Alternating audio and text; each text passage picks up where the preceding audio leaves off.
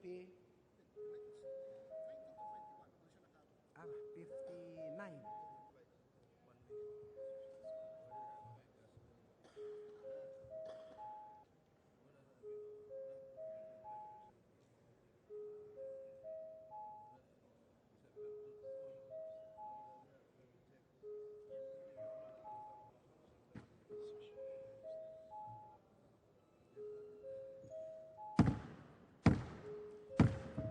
The session is now called to order. Please rise for the singing of the national anthem. Bayang magiliw, perlas ng silanganan, alam ng puso, sa titik mo'y buhay. Lupang hinirang, duyan ka ng magiting, sa manlulupig, di ka pasisingil, sa dagat at bundok, sa simoy at sa langit mong baghaw, may nilang ang tula at awit sa paglayang minamahal. Ang kisap ng watawat mo'y tagumpay na nagtitindig, ang bituin at araw niya kailan pang may magdidilim. Lupa ng araw ng aming pagsinta, buhay ay langit sa ating mo. Aming ligaya na pag may mamapit, at mamatay ng dahil sa'yo. Please remain standing for a minute of prayer and meditation.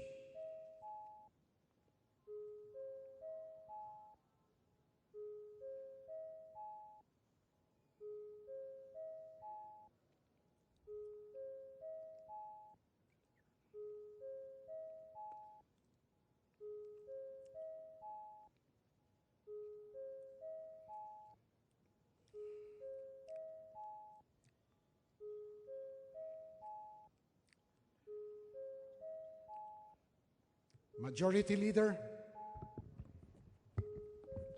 Mr. Speaker, I move that we defer the calling of the roll. any objection? The chair, hearing none, the calling of the roll is deferred. Mr. Speaker, I move that we defer the reading of the journal of the previous session. Defer the reading of the journal. Any objection? The chair, hearing none, the reading of the minutes of the previous hearing is hereby deferred. Mr. Speaker, I move that we now proceed with the reference of business and request that the Secretary General be directed to read the titles of bills and resolutions on first reading, as well as communications and committee reports. So moved, Mr. Speaker. Any objection? The chair, hearing none, the Secretary General is hereby directed to read the bills and resolutions to be referred to the appropriate committee. Reference of business, bills on first reading, House Bill 4520, increasing the bed capacity of Caraga Regional Hospital, Representative Barbers.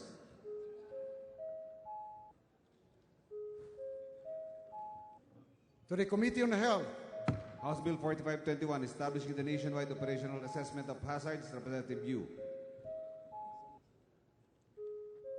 to the Committee on Defense and Security, House Bill 4522, establishing a continuing national program for hybrid and other quality seed production, Representative Romero.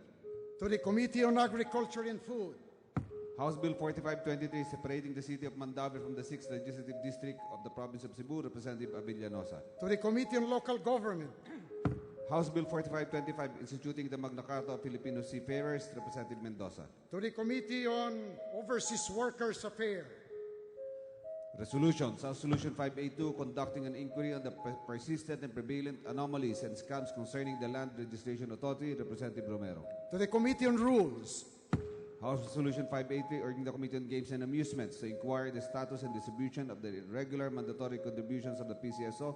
to the Committee on Rules, House Resolution 584, urging the Committee on Human Rights to investigate the reported human rights violations, Representative Zarate. to the Committee on Rules. Majority Leader, Mr. Speaker,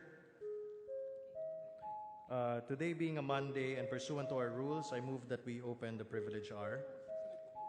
Any objection? The chair hearing none, the chair declares a privilege hour. Mr. Speaker, we ask for a 1-minute suspension. Session suspended.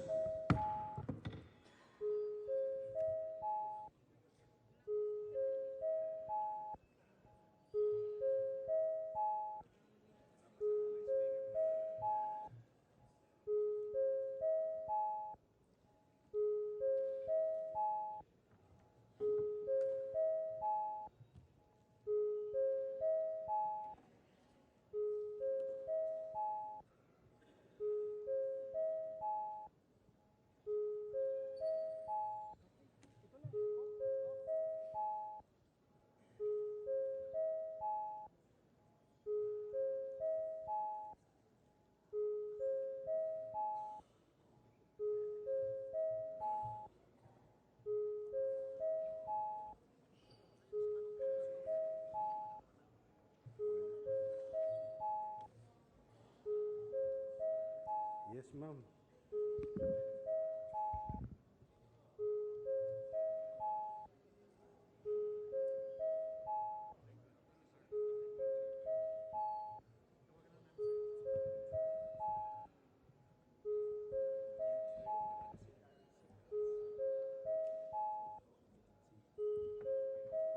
Session resumed. Mr. Speaker, I now move that the gentleman from Party List Akbayan, the Honorable Tom Villarin, be recognized to avail of the privilege hour. Representative Tom Villarin of the Party List Akbayan is hereby recognized. Thank you, Mr. Speaker. Thank you, Majority Floor Leader. Colleagues of this House, good afternoon. Mr. Speaker, I rise on a personal and collective privilege. Today, Vice President Leni Robredo resigned her cabinet post as head of the Housing and Urban Development Coordinating Council. No, the Vice President did not quit, but was fired from her job, as the Speaker opined. Malacanang said that irreconcilable differences with the Vice President led to the falling out and eventual booting from the cabinet of Vice President Leni Robredo. To this minute, I've heard that President Duterte has accepted with a heavy heart the resignation of Vice President Leni Robredo. Whatever the reasons, Mr. Speaker, she was booted out through a text message. Yes, an SMS. Short, methodical, summary execution of an order coming from no less than President Duterte through Cabinet Secretary Leoncio June Ivasco, as forwarded by text from Christopher Bongo, the loyal aide of the President who heads the Presidential Management Staff. The message says that she is to desist from attending all cabinet meetings starting this Monday, December 5. In a statement released to the media, Vice President Robredo stated that this is the last straw because it makes it impossible for me to perform my duties. Hence, I am tendering my resignation from the Cabinet on Monday, December 5, 2016. With this resignation, you can expect that I will continue to support the positive initiatives of this administration and oppose that are inimical to the people. But Vice President Leni Robredo further warned us of a plot to steal the vice presidency, and she said that recent events indicate that this plot is now being set into motion. But our feisty and admirable Vice President has this to say: I will not allow the will of the people to be thwarted. I will continue to serve the Filipino family and fulfill their dream for a better life. Mr. Speaker, I know Vice President Leni to be a person of conviction, having a passion for the poor, a silent worker who enjoys being with farmers, fisher folk, indigenous peoples, and those in the fringes of society, mga nasa laylayan ng lipunan. Having worked with her through the NGO Saligan, an alternative law group, when I was also with a similar NGO called Kaisahan, I came to know this admirable lady to be so bereft of political ambitions or being hungry for power. She was a virtual unknown when she was selected to be the running mate of former DILG Secretary Mar Rojas. VP Leni is not one of those who wanted power nor desperately needed power. Her strength comes from her convictions and that of being a decent person. She is a loving and doting mother to 3 daughters with the late Secretary Jesse Robredo, himself a decent man and an untainted public official. She is a working mother and a public official who is now thrust to the second highest position of the land.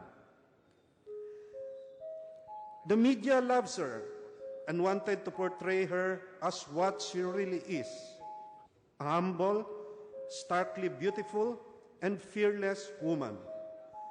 Thus, there is no reason why her detractors should despise her for appearing in the cover of prestigious magazines. After all, her position and demeanor is a contrast to the grisly killings and foul-mouthed invectives thrown daily in media. Mr. Speaker, as the HUDCC chairperson for less than 5 months,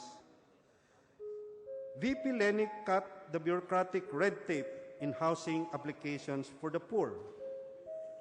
She argued with Congress not to cut the budget for housing, saying that some 5.2 million families living in blighted areas need government's help. She battled for in-city, near-city resettlement for informal settler families and the provision of livelihood and employment opportunities. She was overseeing the Yolanda housing backlog problems when the axe fell on her. While this is not the first time, nor be the last, when the President and the Vice President comes from 2 opposing parties, the treatment she received as a cabinet member leaves much to be desired. Her resignation reflects how the President draws the line, with a telltale saying, "Those who are not with me is against me." This portends of a highly partisan and divisive presidency, which is not good for our nation. As a woman, VP Leni was even subjected to misogynist remarks and marked hostility just because she opposes extrajudicial killings, Marcos burial at the LNMB, and the return to power, the reimposition of the death penalty, among others, which for a long time has been her advocacy and principles. While she shared the vision of the President to better the lives of the poor, she struggled with him over principles, especially on the dignity of the human life and the human person. In short, she speaks her mind out and not swayed by the onrush of psychopaths willing to do the fist and raise it in Hitler-like salute. Thus, I would agree with her when she said that her stay in President Duterte's cabinet is untenable. But I would say that her booting out was a great disservice to the Filipino people. With a few good men and women in public service, she is a great loss to our country and people. Mr. Speaker, Akbayan would like to commend VP Leni Robredo for showing grace under fire, for standing for principles over pragmatism, for resisting and exposing a culture of impunity, of unbridled machismo, rising patriarchy, intolerance, and sheer lack of decency. We are one with her in her call not to let the will of the people be thwarted by insidious attempts to game the electoral protest in favor of the late dictator's son and namesake. We are one with her in rejecting historical revisionism and fighting the darkness that is slowly enveloping this nation. We are with Laban Leni in fighting against the dying of the light as we rage with fervor over our freedoms and democratic way of life. Now that she is unshackled from the Duterte administration, she has become a beacon of hope for all Filipinos. VP Leni offers compassion over ruthlessness, justice over just moving on, freedom over lies and untruths, and the heart of every woman. She has no traditional political machinery save for the courage to tread along a path less traveled. Mr. Speaker, she is my Vice President come hell or high water, for she will be the last woman standing in this fight. Thank you and mabuhay si VP Leni Robredo at ang sambayanang Pilipino. Maraming salamat, Mr. Speaker. Majority Leader. Mr. Speaker, I move that we recognize Mr. Representative Harry Roque of Kabayan Party List for his interpellation. Congressman Harry Roque is hereby recognized. Thank you, Mr. Speaker. Thank you, Majority Floor Leader. Will the gentleman from Akbayan yield to a few points of interpellation? Yes, I will do, Mr. Speaker. Well, my first question, of course, is in the minds of most of our people. May I know what was the official reason given by the Vice President when she resigned as a member of the cabinet of the administration? I think the Office of the Vice President submitted a formal letter to the Office of the President, and in what was stated in my earlier remarks, which in her media statement released yesterday, it was because, quote unquote, for me, the irreconcilable differences between her and the President. Irreconcilable differences, Mr. Speaker. May I know in the first place why the Vice President sought and accepted a cabinet position in this administration, knowing fully well that they did not belong to the same party, and that in fact, even during the campaign, she should have known that they already had irreconcilable differences with the President. For the information of the Honorable Gentleman Harry Roque, the Vice President did not seek for that cabinet position, but it was offered to her. Well, Mr. Speaker, I may have been mistaken, but I read in many newspaper reports that in fact the Vice President expressed the wish to be appointed because she wanted to have an active role in governance. And that is why I am now surprised now at the statement of the gentleman from Akbayan that the Vice President did not seek the appointment. But in any case, the question then is, if she did not seek the position, why did she accept? Knowing fully well that she ran under a different party from the President. That if she were in fact a public persona that goes or that is interested in platform of government, that they have different platforms of government. Again, Mr. Speaker, for the information of the Honorable Harry Roque, when a cabinet position is offered by no less than the President of the land to any loving citizen of this country, and that if the terms of that offer would be for the benefit of the Filipino people, nobody, no citizen can say no to the President. And again, I would like to reiterate that as the elected Vice President of the Philippines, and as by tradition in any administration, the Vice President is usually offered a cabinet post in any administration, even if the two highest positions of the land comes from two opposing ideological forces. Mr. Speaker. Mr. Speaker, my question earlier was why she accepted. I did not hear any response other than it was offered and had to be accepted. But my question, Mr. Speaker, is when you want to join the cabinet of the administration, is it not true?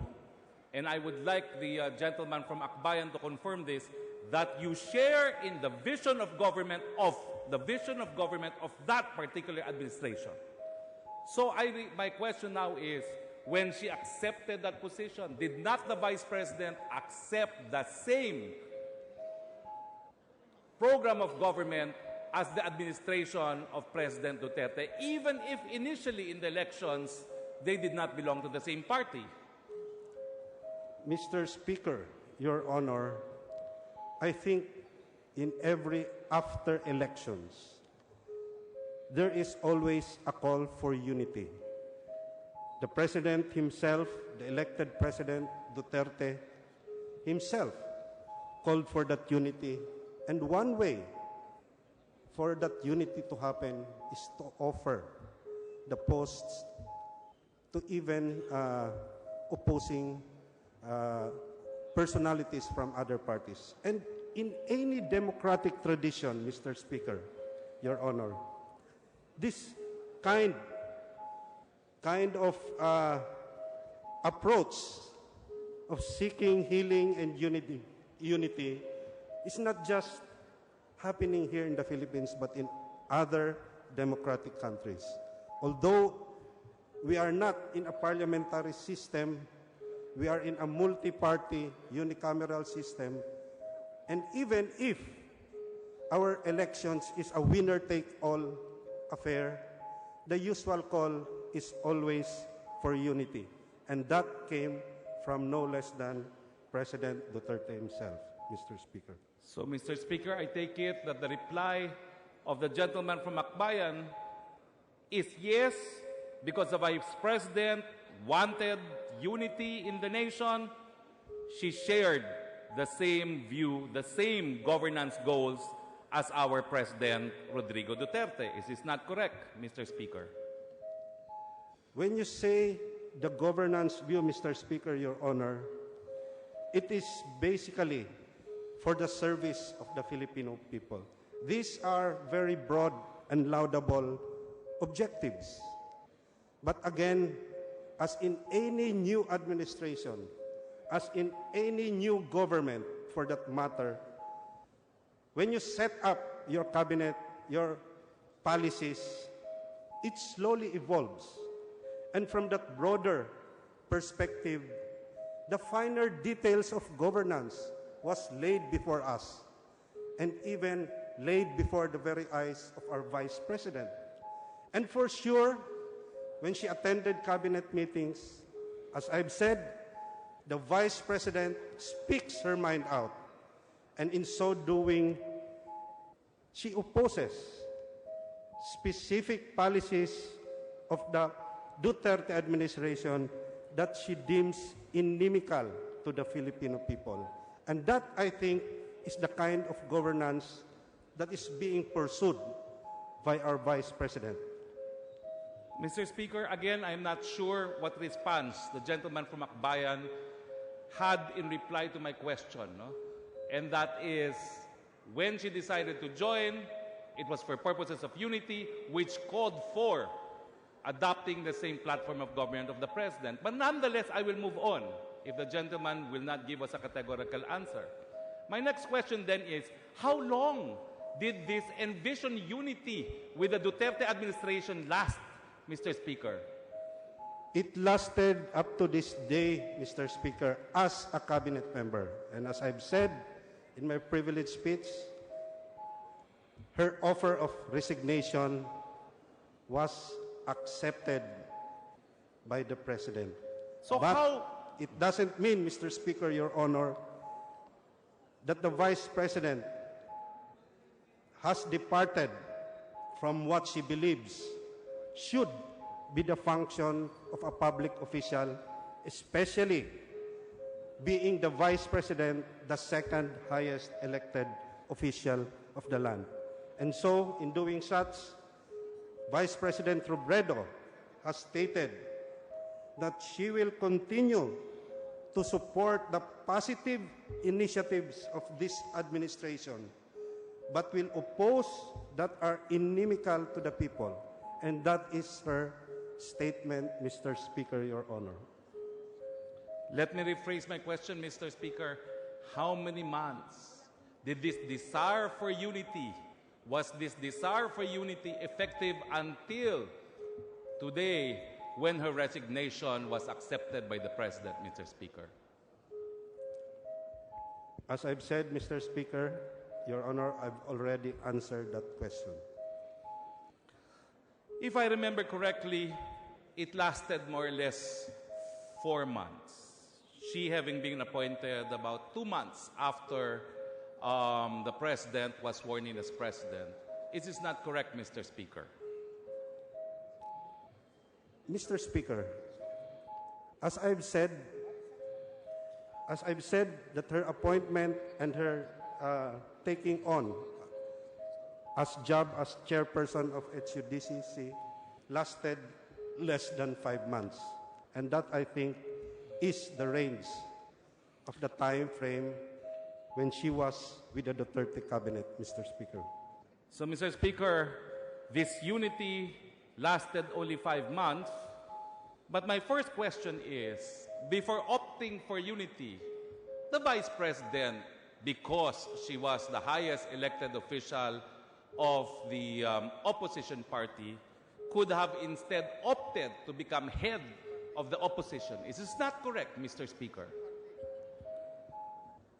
For the information of the good gentleman from Kabayan, I don't know what opposition party is he talking about, because her party, the Liberal Party, is aligned with the supermajority. So I don't know what opposition is the good gentleman from Kabayan is talking about. Well, Mr. Speaker, my question precisely was on the possibility that instead of forming part of the majority, the Vice President, as the second highest official of the land and as the highest elected official from her political party, could have led the opposition. Of course, I know what the reality is. The reality is that party coalesced with the majority. But I have a reason for asking this question. Because now that the Vice President has deemed that this unity with the administration should end, what will happen to her party now? And she cannot distance herself from her political party. She's the second highest official of the land, the highest elected of that official of that party. Do I take it now that that party now has also sought an end to this unity with this administration, Mr. Speaker?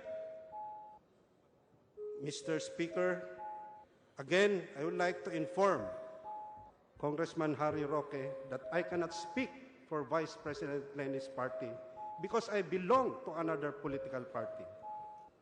And I believe that the leaders of her political party can gladly stand up and answer Congressman Roque's questions.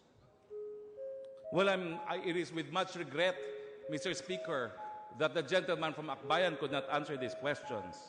But when one takes the floor, extols an official for an act that she has recently done, it is only but proper that perhaps he should be in a position to answer legitimate questions arising from that act of that particular official. Of course, Mr. Speaker, I know that the gentleman from Akbayan comes from a different political party. But we also know that that political party is in very close political alliance with the political party of the Vice President. So I am now surprised that the good gentleman from Akbayan appears to be distancing himself now from the party of the Vice President. Now, is this really the case now, Mr. Speaker? Again, Mr. Speaker, to make a point of order, it is not I who can speak for the party of the President. But again, I want to make it a point, and it was expressed in my privileged speech, that I stand behind Lenie Robredo. I stand behind her convictions. And because of that stand, and because of her political party, I am not saying that I am distancing from her political party. What I am saying, that Akbayan, my party, extols what the good Vice President has done for this country and her people. Akbayan also affirms its commitment to the principles that VP Lenie Robredo stands for. And Akbayan will continue to stand and support the Vice President as the second highest elected official of this land. Mr. Speaker, the gentleman from Akbayan raised a point of order. May I know what particular rule he is invoking for his point of order? Mr. Speaker, Your Honor, you are demanding from this representation to answer correctly, or as what you say, to answer substantially your question.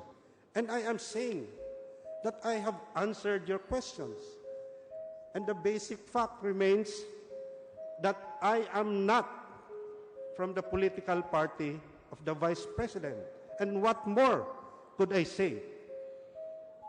So are you now saying that I should be forced to answer for questions that I am not in a position to answer? Mr. Speaker, it was not I who raised a point of order. The records are very clear, or we make it very clear, that it was a gentleman from Akbayan who raised a point of order. It is only but proper we find out what rule of the House I am violating now because he raised a point of order. And I would like a ruling from the Speaker if I am in fact violating any rule of this House in making this line of interpellation. Perhaps, Majority Leader. Mr. Speaker, Your Honor, if I could say that my use of a hyperbole would suffice to answer and mitigate the hard feelings of the good gentleman Roque, then I would say that the point of orders that I've said is not basically a technical point of order, but I am just saying it plainly and a matter of fact that I cannot speak for the political party of the Vice President, Your Honor.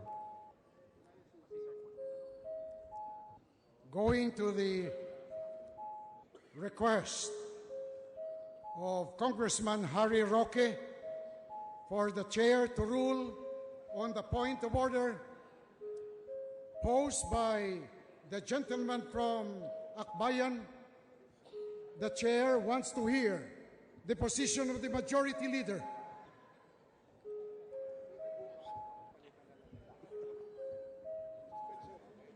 Mr. Speaker, I move for a few minutes suspension. Session suspended.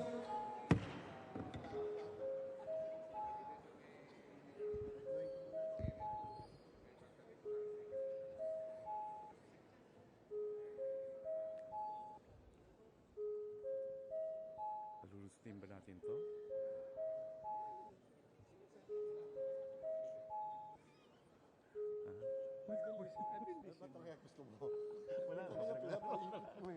Sabi niya,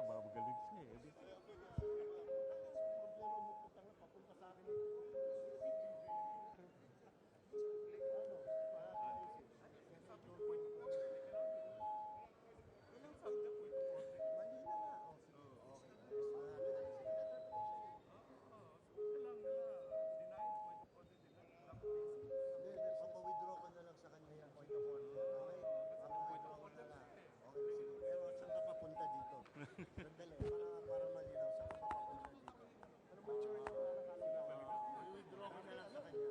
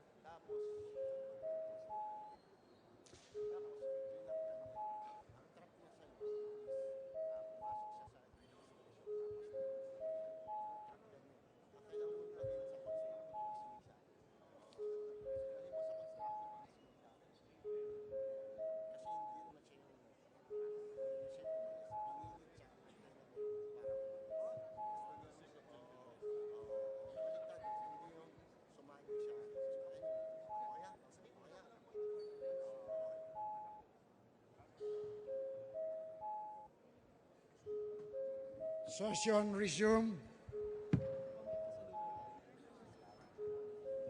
Mr. Speaker, after clarifying with the gentleman from Akbayan, it would seem that no point of order was raised. And we explained it to the gentleman, Congressman Roque, and he wishes to continue with his interpellation. Is Congressman Roque satisfied with the explanation of the majority leader?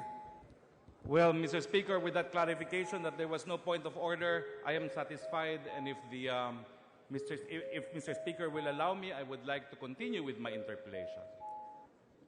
You may continue with your interpellation, Congressman Roque.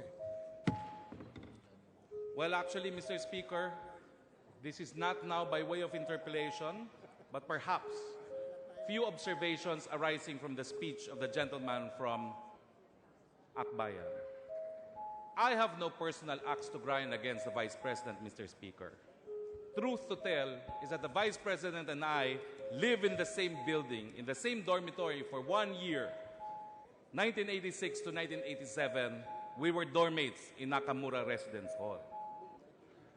1982, thank you. I stand corrected by Congressman Belmonte, and up to 1983. So I have no axe to grind against the Vice President. However, my observation is number one, I did find it odd that she accepted a cabinet post in an administration that does not share her vision of government. Number two, because she should, in my view, she should never have accepted that position if she did not join the platform or she did not believe in the platform of government of this administration. I am therefore not surprised that she has come to a point of irreconcilable difference after only 5 months in office. Of course, no one can compel her to continue in office, but she should have known from the very beginning in the first place if she opted to join this cabinet on the basis of principles and platform of government, that perhaps from the very beginning she would have this difficulty. I have no further questions, Mr. Speaker.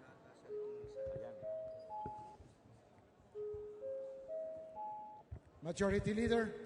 Mr. Speaker, before we resume, we would like to recognize the guest from the gallery of the Honorable Harry Roque from the League of Assembly Members of Nippon Kaigi Japan Conference delegation visiting the House of Representatives, namely Mr. Masaru Fujii, the Deputy Planning Manager, Koji Ogata from the Preparation of Asian Global Promotion, and Ms.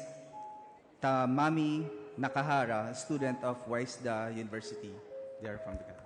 Welcome to the House of Representatives. Mr. Speaker. Majority Leader. Mr. Speaker, I move that we recognize the gentleman from Buhay Party List, Mr. Lito Atienza, for interpellation. Yes, Mr. Speaker. Mr. Majority Floor Leader. Congressman. As we requested, we would like to interpellate the gentleman from Akbayan who delivered a very principled statement on the resignation of the Vice President from the Cabinet. If he's willing, we would like to ask some more questions to elaborate on this issue. The Chair has not recognized yet Congressman Atienza. Kindly wait for your recognition, please. Mr. Speaker, the Majority Floor Leader already recognized me. The Chair has I'm not seeking made a your ruling I'm on the seeking motion your of the Majority recognition Leader. now. The Chair has not made a ruling on the motion of the Majority Leader. Now, I will recognize you, Congressman Atienza. Thank you, Mr. Speaker. Upon motion of the Majority Leader, Congressman Lito Atienza of Manila is hereby recognized. Thank you, Mr. Speaker, for your magnanimity and broad-mindedness on ruling this chamber. So, with the permission of the gentleman from Akbayan, we would like to pose more questions, which excited us on his message this afternoon. According to the rules of the House, the moment that the congressman or member of the House has already taken his seat, he signified that he is not available for any further interpellation. Therefore, Mr. Speaker. Since the good gentleman from Akbayan is now again standing after sitting down, do the Chair understands that he wants to be interpellated further? Yes, Mr. Speaker. We understand the gentleman from Akbayan because But the Chair does not understand him. the Majority Floor Leader That's why I want to postponed. know from him. Do you want to be further interpellated? Thank you, Mr. Speaker, for allowing me to stand again, and I'm willing to be interpellated, Mr. Indeed. Speaker, Your Honor. Okay. Indeed, we have a very magnanimous Congressman Speaker Lito today. Atienza is now recognized to interpellate the gentleman from Akbayan. and a very well-versed parliamentarian. Thank you, Mr. Speaker. Following the reactions in the floor on the message of the gentleman from Akbayan, we would like to ask him, is he fully aware of the reasons for the resignation of the Vice President from the Cabinet, which he readily declares a principled stance? Ano po ba ang tunay na dahilan? Meron po ba siyang maibibigay na bahagi sa atin upang tayo maliwanagan dito sa principled stance na ito? Ginoong Speaker, Ginoong Atienza from Buhay Party List, ang masasabi ko po, na ayon sa mga ulat at ayon mismo sa official posting ng ating Vice President Leni Robredo sa kanyang official site and in the letter she sent to the President, I could sum it up to say that while she supported the positive initiatives of the Duterte administration, there came a time that irreconcilable differences made her submit her letter of resignation, and after being constructively dismissed as chairperson of the HUDCC. Ginoong Speaker, Your Honor. Mr. Speaker, we would like to express our opinion on the matter, since obviously the information of the gentleman from Akbayan is also the same as the limited impressions that we had coming from the pronouncement, announcement, and probably internet statements, of which we have no basis to say they are authenticated.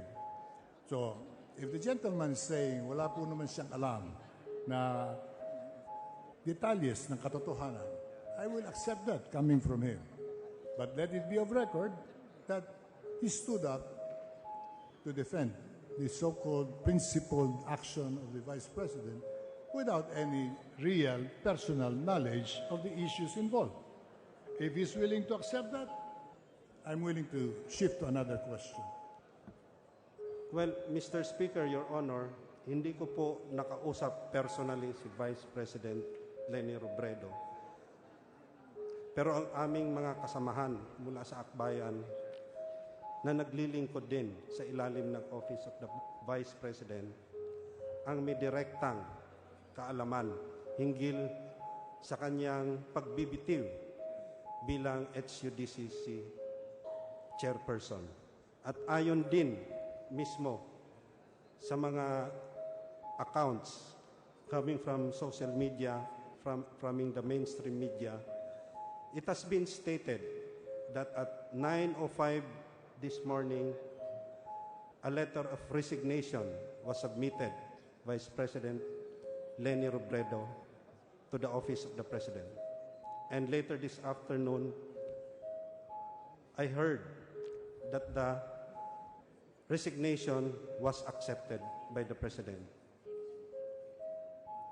For the reasons cited, Your Honor, Mr. Speaker, in her media statement released yesterday afternoon, it pointed out that they have irreconcilable differences with regards to the position taken by this administration, especially on extrajudicial killings, promoting that culture of impunity, the restoration of the death penalty, and other measures that the Vice President thinks is against her principles, Your Honor, Mr. Speaker.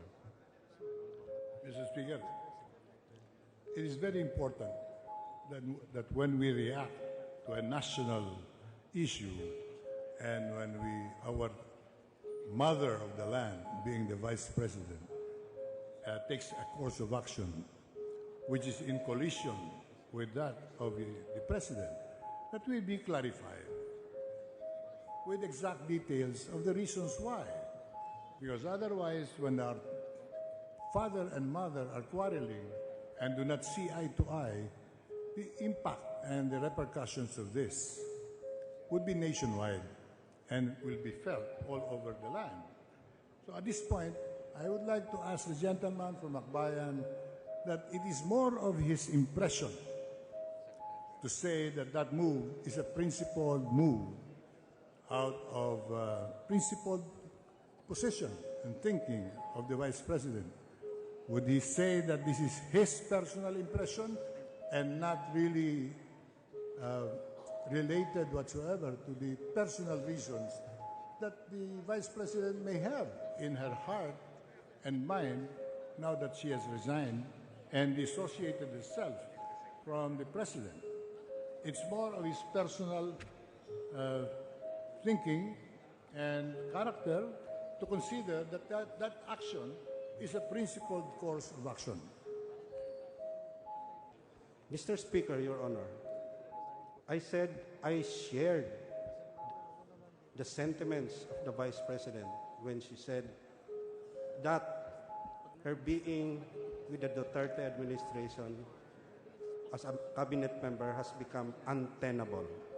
And I also shared the reasons, especially on her saying that it is based on principles, that she now wants to dissociate herself after being constructively dismissed from the official family of the Duterte administration.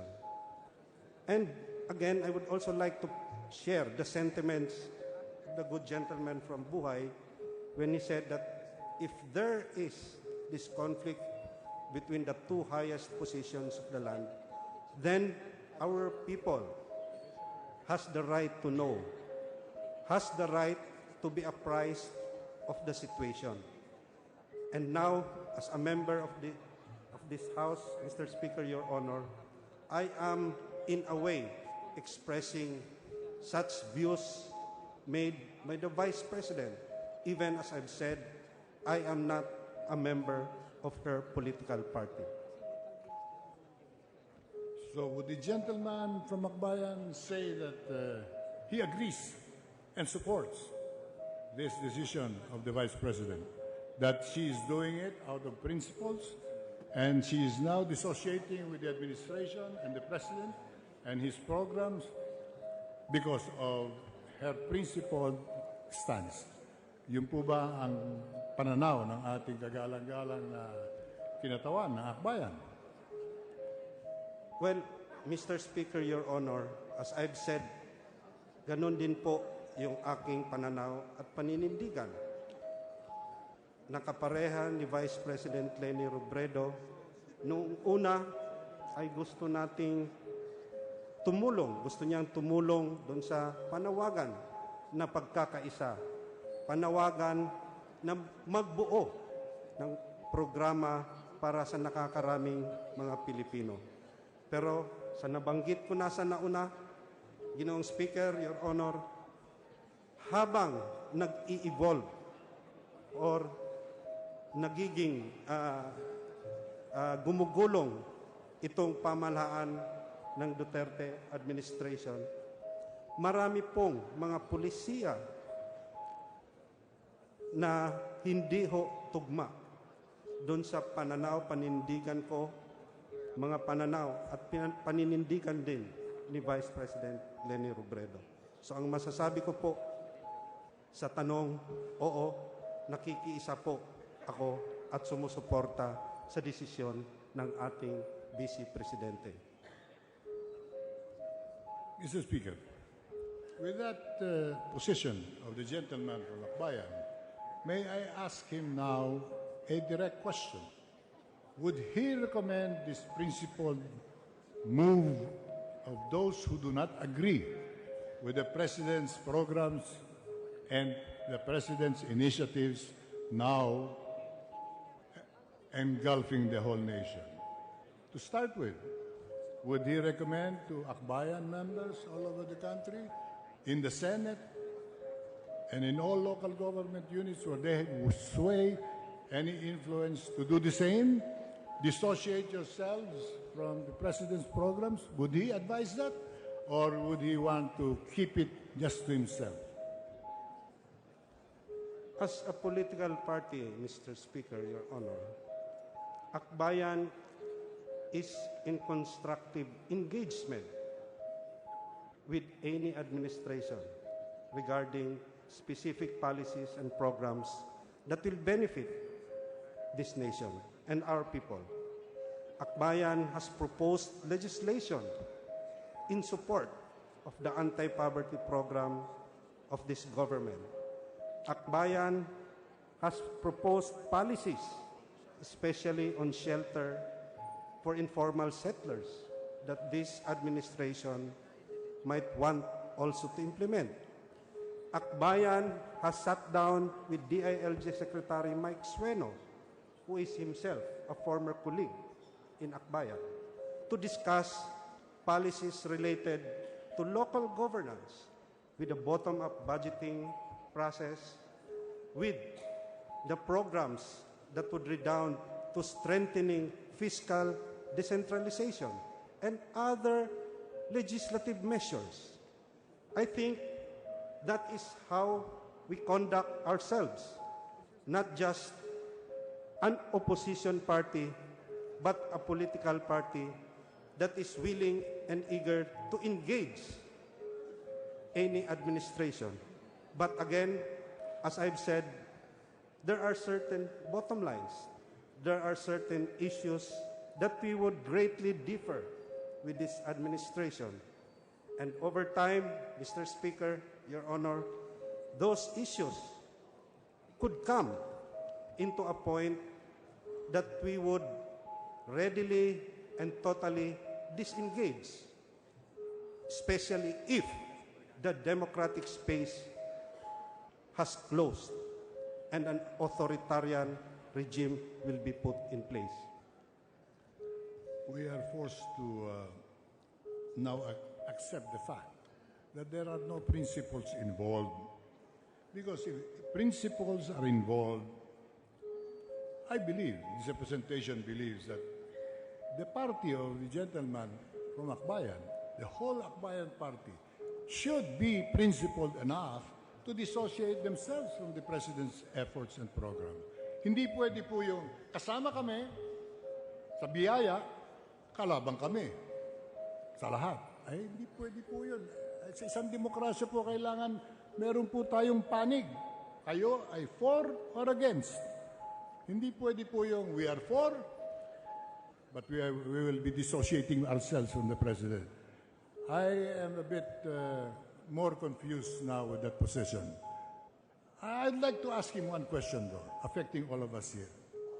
Would he recommend for the liberals who are identified with the Vice President to also dissociate themselves from the administration, like chairman of committees to resign from their committee chairmanship if they cannot identify themselves with the President? Would he recommend that, or would he not?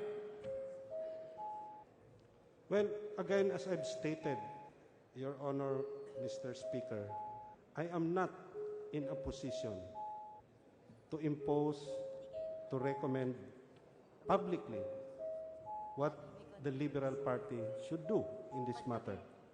But again, as I've said, in any engagement, in any constructive measures that a political party pushes, if there is no response, or if the response from the present administration would be to set aside or to do the very opposite,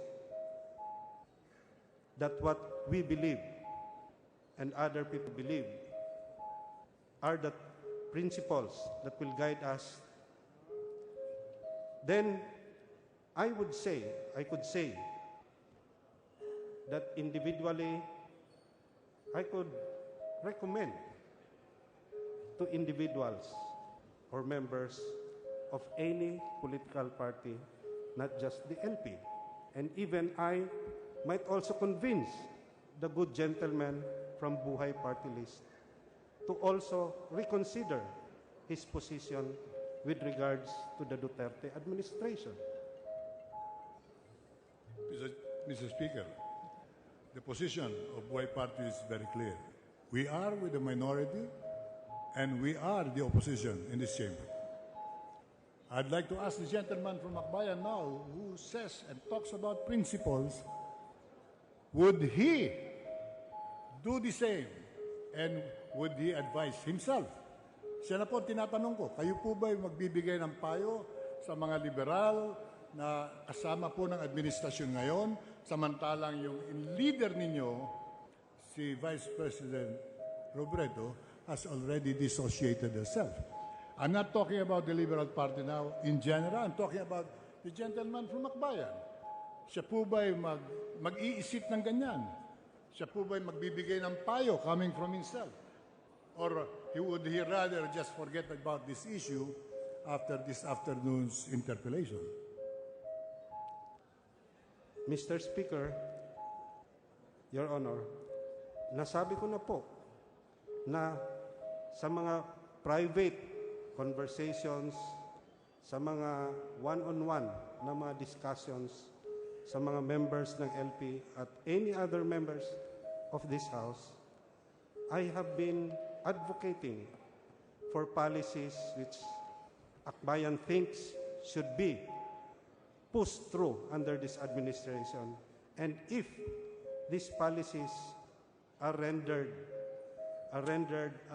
hopeless, or I could say hindi katanggap-tanggap o taliwas dun sa aming paniniwala, then ang nabanggit ko po, dadaan kami sa isang proseso ng pagsusuma, proseso ng pag-uusap sa loob ng partido, sa loob ng anumang koalisyon na kinapapalooban namin.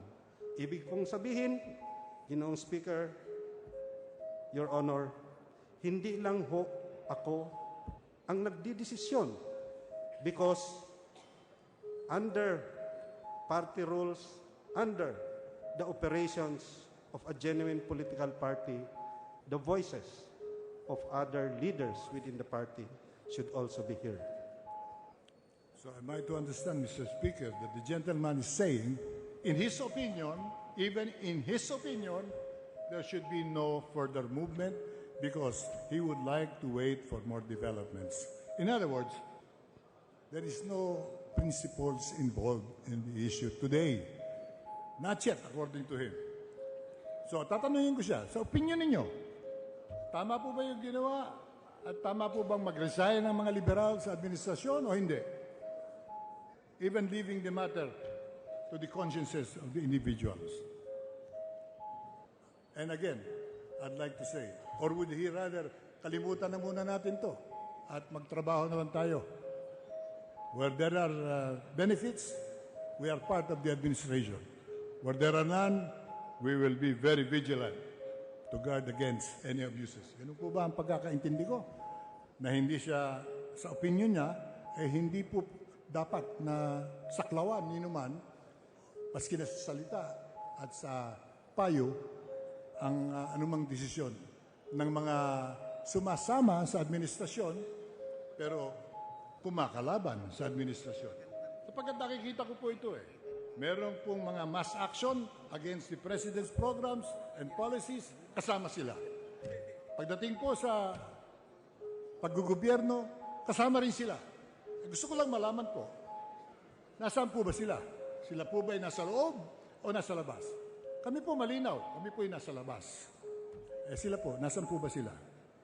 The gentleman may answer this or not, but what I'm trying to stress is that we cannot consider that as a principled position if we cannot even simulate or we cannot even replicate the actions of their leader. I respect, Mr. Speaker, the opinion of Congressman Atienza,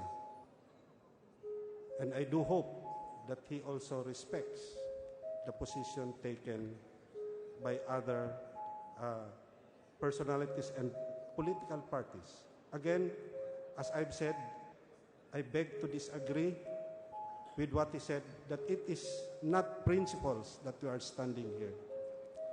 Akbayan's struggle encompasses several decades, several presidencies.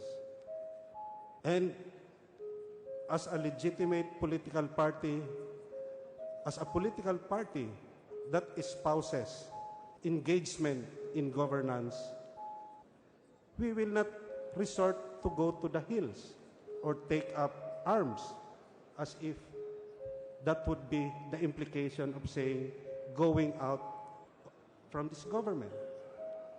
Again, as a legitimate political party, In any democratic countries, in any democracies, Mr. Speaker, Your Honor, the role of the opposition, the role of political parties, especially those belonging to the opposition, is to fiscalize.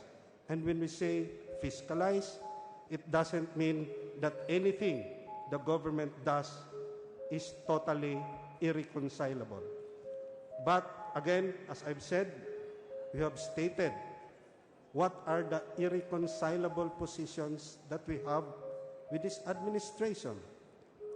And we have, time and again, struggled to make that stand known, not just here in the halls of Congress, but also outside as part of the protest of our people. Mr. Speaker, let me end this interpellation to clarify the so-called principled issues involved. If the gentleman will not commit even to give his opinion that those who cannot stand the heat must get out of the kitchen. Yun po talaga kasabihan na dapat nananaig sa atin. At ang ating demokrasya po ngayon ay nakasalalay sa effective management and an effective fiscalizing. A majority and a minority. Yung pong nagpapatakbo at yung pumupuna. Kung ayaw po niyan tubaya at magsabi ng kanyang opinions diyan sa bagay na yan, eh, hindi ko na po itutuloy ang aking pagtatanong. Umasa na lang kayo. Ang buhay party list will remain with the minority and we will continue fiscalizing. And we will never agree with anyone who cites principles if they cannot stand by it and cannot even influence anyone to follow their ideals. Maraming salamat po, Mr. Speaker. Thank you, the gentleman from Akbayan, for trying to giving me a lot of runaround, to and fro, gobbledygook. That's what we call it in plain and simple language. Hindi po niya sinagot yung aking katanungan. Ako po'y hindi na po magpapatuloy sa aking pagtatanong. Maraming salamat po. Majority Leader.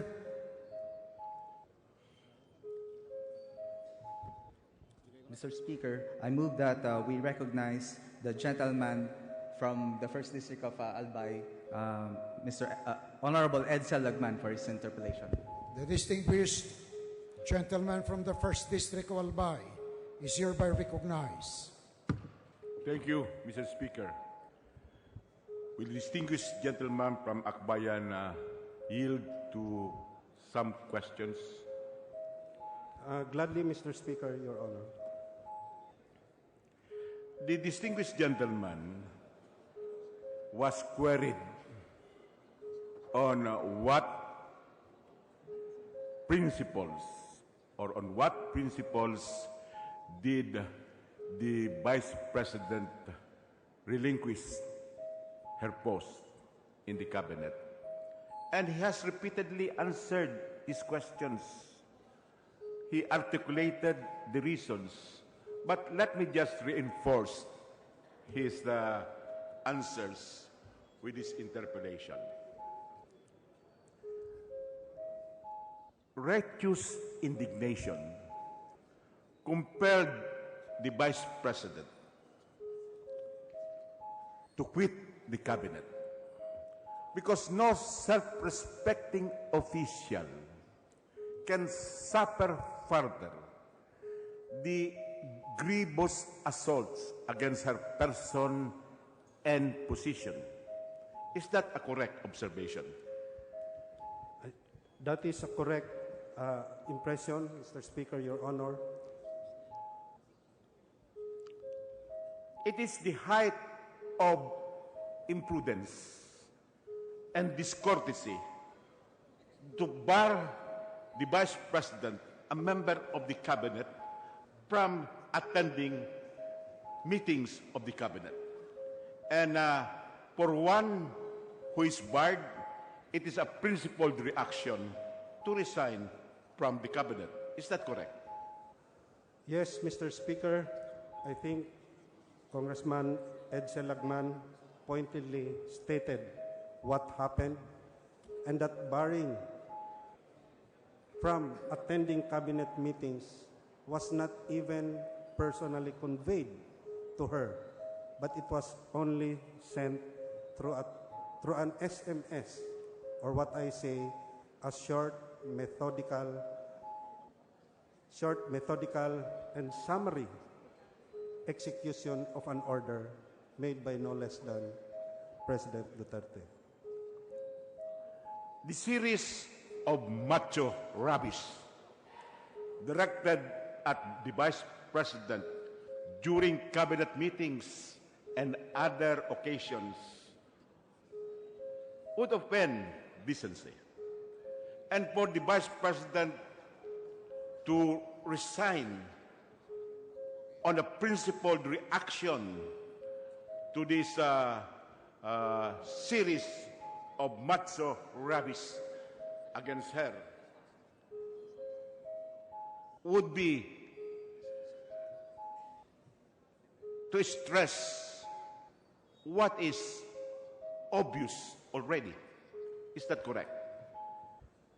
Yes, that is correct, Your Honor, Mr. Speaker. As I've said in my privilege speech, the misogynistic remarks, the intolerance shown to her in cabinet meetings, and even the overtly sexist remarks done publicly by no less than President Duterte would suffice for any decent person, and a woman at that, to say that enough is enough. It is too much an insult to a sitting Vice President for President Duterte to intimate his preference for Ferdinand Marcos Jr.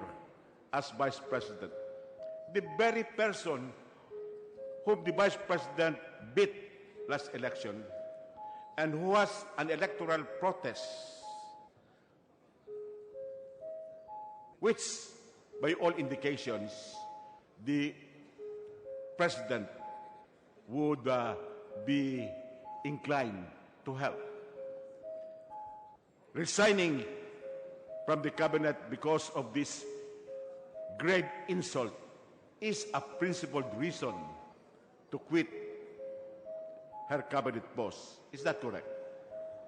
That reason alone, that principled reason, wherein a sitting and duly elected Vice President would be at the mercy of a policy speak or of pronouncements that would say or debunk her office, is a principled reason to quit the cabinet. And I would add also that in her statement, the Vice President has warned us of a scheme, a plot to take away the Vice Presidency from her. In other words, these are principled reasons to leave the cabinet.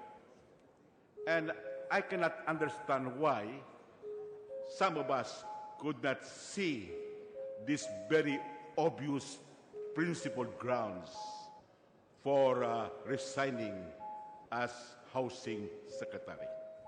Thank you very much, Mr. Speaker, Your Honor, for giving me this opportunity to make this short interpellation. Thank you, Your Honor, and thank you, Mr. Speaker. Majority Leader. Mr. Speaker, I move that we suspend the privilege hour. Is there any objection? The chair hearing none. The privilege hour is suspended. Mr. Speaker, I move that we call the roll of members. Any objection? The chair hearing none. The Secretary General is directed to call the roll of members. Roll call of members, honorable representatives.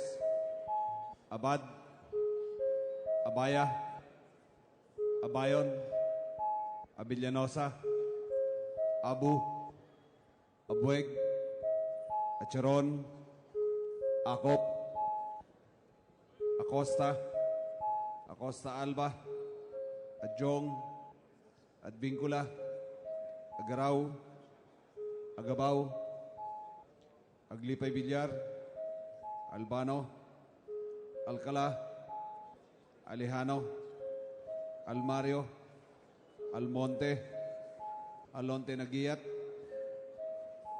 Alvarez Franz, Alvarez Mercedes, Alvarez Pantaleon, Amante, Amatong, Andaya, Angara Castillo, Antonino, Antonio,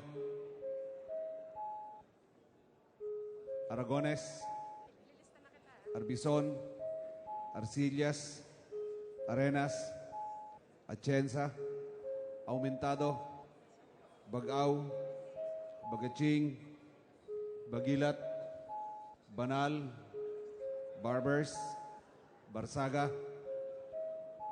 Batawil, Batucabe, Bautista Bandigan, Belaro, Belmonte Feliciano, Belmonte Jose Christopher, Belmonte Ricardo, Benitez, Bernos, Bertiz,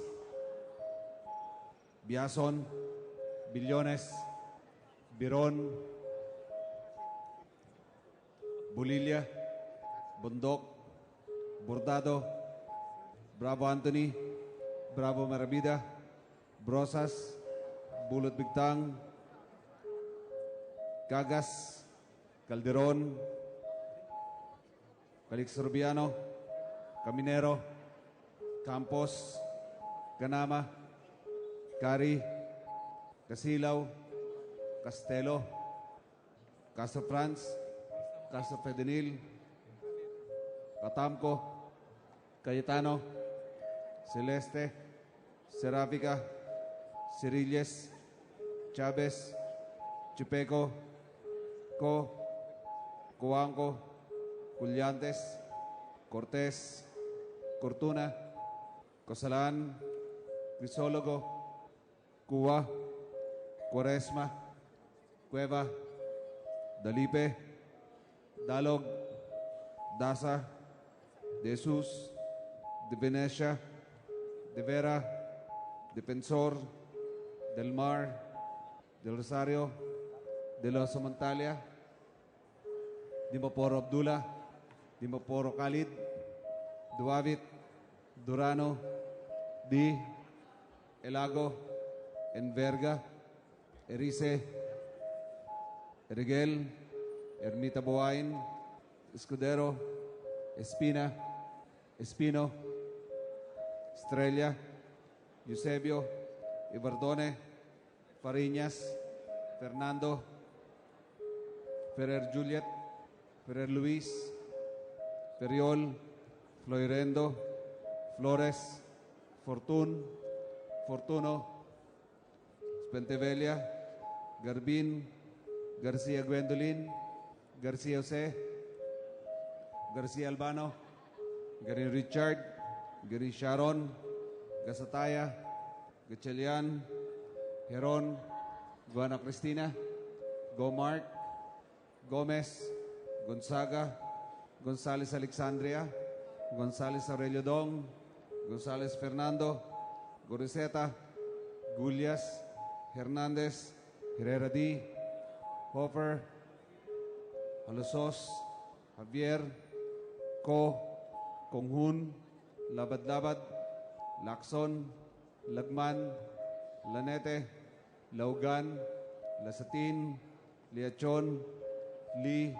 Limkaychong, Lobrigat, Lopez Benhur, Lopez Carlo, Lopez Manuel, Loyola, Macapagal Arroyo, Maceda, Madrona, Malapitan, Manalo, Mangawang, Mangododato Suarto, Mangododato Sajid, Marcoleta, Marcos, Mariño, Marquez, Martinez, Matugas, Miliana, Mending, Mendoza, Mercado, Mirasol, Montoro, Nava, Nieto, Noel, Nograles Jericho, Nograles Carlo, Nolasco, Núñez Malañaon, Wabinal, Ocampo, Olivares, Ong Edwin, Ong Henry, Ortega Pablo, Ortega Vini, Pacquiao, Paduano, Palma, Pancho, Panganiban, Panotes, Papandayan, Pichay, Pimentel, Pineda, Plaza, Primicia Sagabas, Kimbo, Radasa, Ramirez Sato, Ramos, Relampagos, Revilla, Rowapuno, Robes, Rocamora, Rodriguez Isidro, Rodriguez Maximo, Roman, Romero, Romualdez, Romualdo, Roque Hari, Roque Rogelio, Sakdalan, Sagarbaria, Sahali, Salceda, Salimbangon, Salo, Salon, Sambar, Sandoval, Santos Recto, Sarmiento Cesar, Sarmiento Edgar, Savillano, Sema, Xiao, Silverio, Singson, Swansig Estrelita, Swansig Horacio, Suarez, Si Alvarado, Tan Bunting, Tan Angelina, Tan Milagrosa, Tan Shirley, Tejada, Teves, Chanco, Ting, Tiño, Tolentino, Treñas, Tugna, Tupas, Turabi Nataman, Ti, Umali, Unabia, Ungab, Unico, Uy Juliet, Uy Rolando, Uy Bareta, Vargas, Vargas Alfonso, Vilarde, Velasco, Velasco Catera, Veloso, Vergara, Villaperte, Villanueva, Villarasa Suarez, Villarica, Villarin, Villago, Yap Artur, Yap Melesio, Yap Victor, Yu, Zamora Mar Carmen, Zamora Ronaldo, Sarate, Subiri.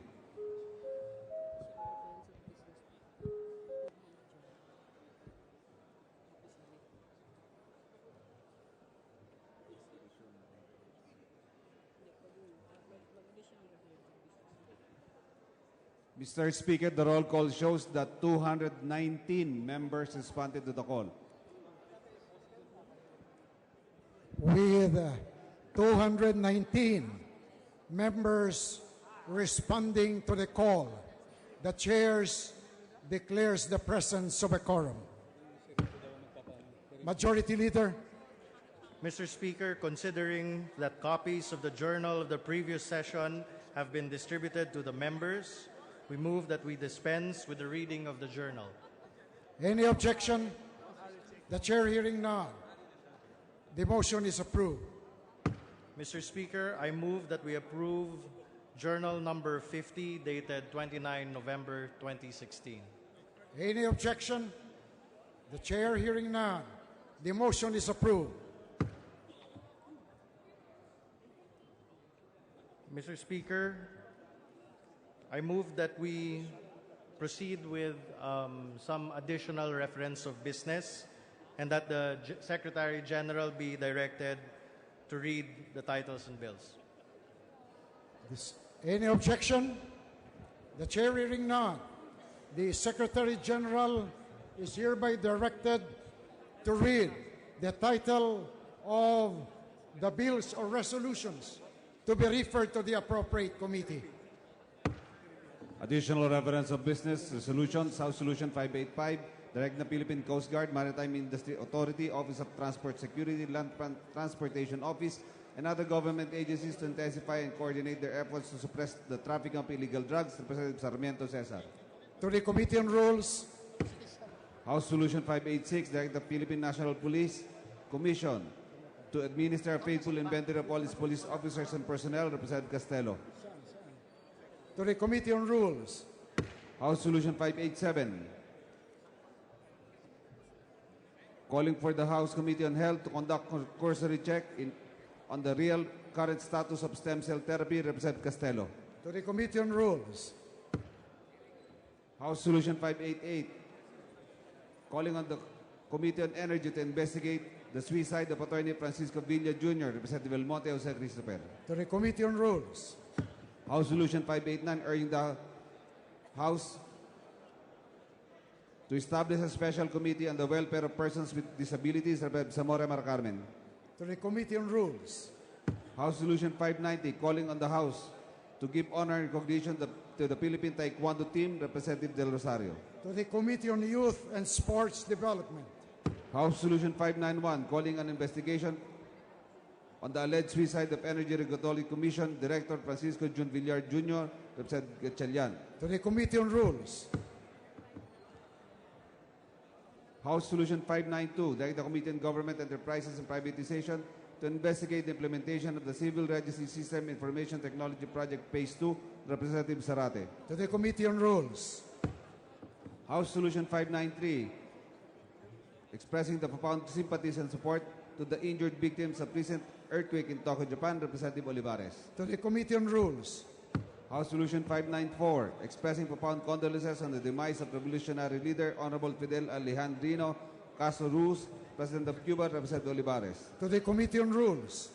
House Resolution 595 urging Congress to task the Department of Environment and Natural Resources to regulate the use of sky lantern, Representative Castelo. To the Committee on Rules. House Resolution 596 direct the proper committee to conduct an inquiry on the delay in the implementation of Republic Act Number 10173, Representative Sansing. To the Committee on Rules.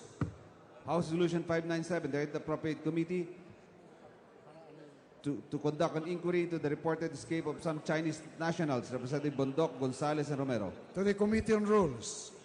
Message from the Senate. Message dated November 29 informing the House the Senate even on November 28 passed with amendments House Bill 3408. To the Committee on Rules. Majority Leader. Mr. Speaker, Your Honor, it is an honor to welcome guests from my home province of Pampanga. They are the guests of the gentleman from the 3rd District of Pampanga, the Honorable Don Gonzales, and this representation, Congressman Rimpi Bondoc from the 4th District of Pampanga. They are led by Dr. Ronnie Malyari, Assistant Schools Division Superintendent, City of San Fernando, Pampanga, Lawrence Agapito, the OIC School Head of ICT High School, Erlinda Cortez, Principal 3 of Sindalan High School, Shirley Zipagan, Principal 4 of San Fernando Elementary School, Daisy Arciga, Principal 1 of Pampanga High School, and Lisa Habor, the OIC Science Department Head of Pampanga High School. Guests of the Honorable Don Gonzales and this representation, Mr. Speaker, Your Honor. Welcome to the House of Representatives. Mr. Speaker, we move that we recognize the guests of the Honorable Rodolfo Fariñas, our Majority Leader, and I'm sorry, Mr. Speaker. I move that we recognize the guests of the Honorable Gabriel Bordado Jr. of the 3rd District of Camarines Sur, namely the barangay officials of Barangay Pagatpat, Calabanga, Camarines Sur, the Punong Barangay, Leo Degario Sayat, Mrs. Rosario Sayat, Kagawad Elma Vergara, Kagawad Salvador Abesero, Kagawad Elsa Buenafe, Kagawad Romelito Romero, Kagawad Lilibeth Villarin, Kagawad Leopoldo Salcedo, and Barangay Treasurer Esther Malanyaon. Mr. Speaker. Welcome to the House of Representatives. Mr. Speaker, I move that we recognize the guests of the Honorable Ariel Casilao of Anak Pawi's party list. They are the leaders from People's Surge, Sagupa, Sinarangan, Visayas, namely Nestor Lebico, Aldren Lacandazo, Manny Navales, Andy Hagonoy, and Pablito Quizon.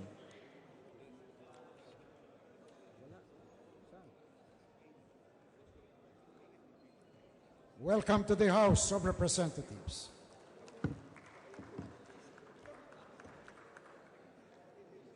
Mr. Speaker, I move that we recognize the guests of the Honorable Rogelio Neil Roque of the 4th District of Bukidnon, namely Mayor Omar G. Castro Pizarro of the Municipality of Calinlangan, 4th District of Bukidnon, Vice Mayor Raymond Gamboa, and councilors of the Municipality of Calinlangan, Bukidnon. Welcome to the House of Representatives. Mr. Speaker, I move that we resume the privilege R. Any objection? The chair hearing none. The motion is granted. Mr. Speaker, I move that the privilege R be extended for another R to allow the continuing interpellation. Any objection? The chair hearing none. The motion is granted. Mr. Speaker, I move that we recognize the gentleman of from the 3rd District of Camarines Sur, the Honorable Gabriel Bordado, for his interpellation. The Honorable Bordado is hereby recognized. Thank you very much, Mr. Speaker.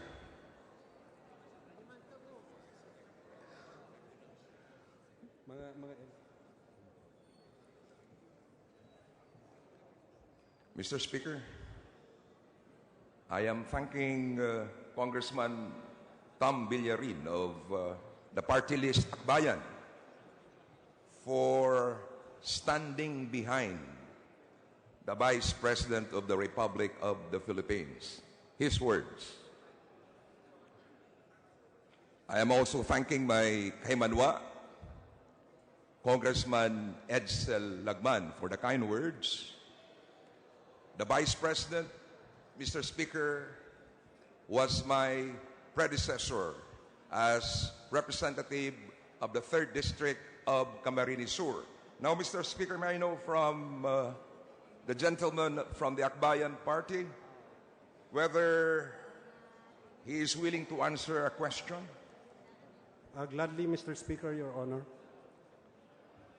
I understand, Mr. Speaker, that Congressman Villarin is fully aware of the accomplishments of the Vice President in her brief stint as HUDCC Secretary.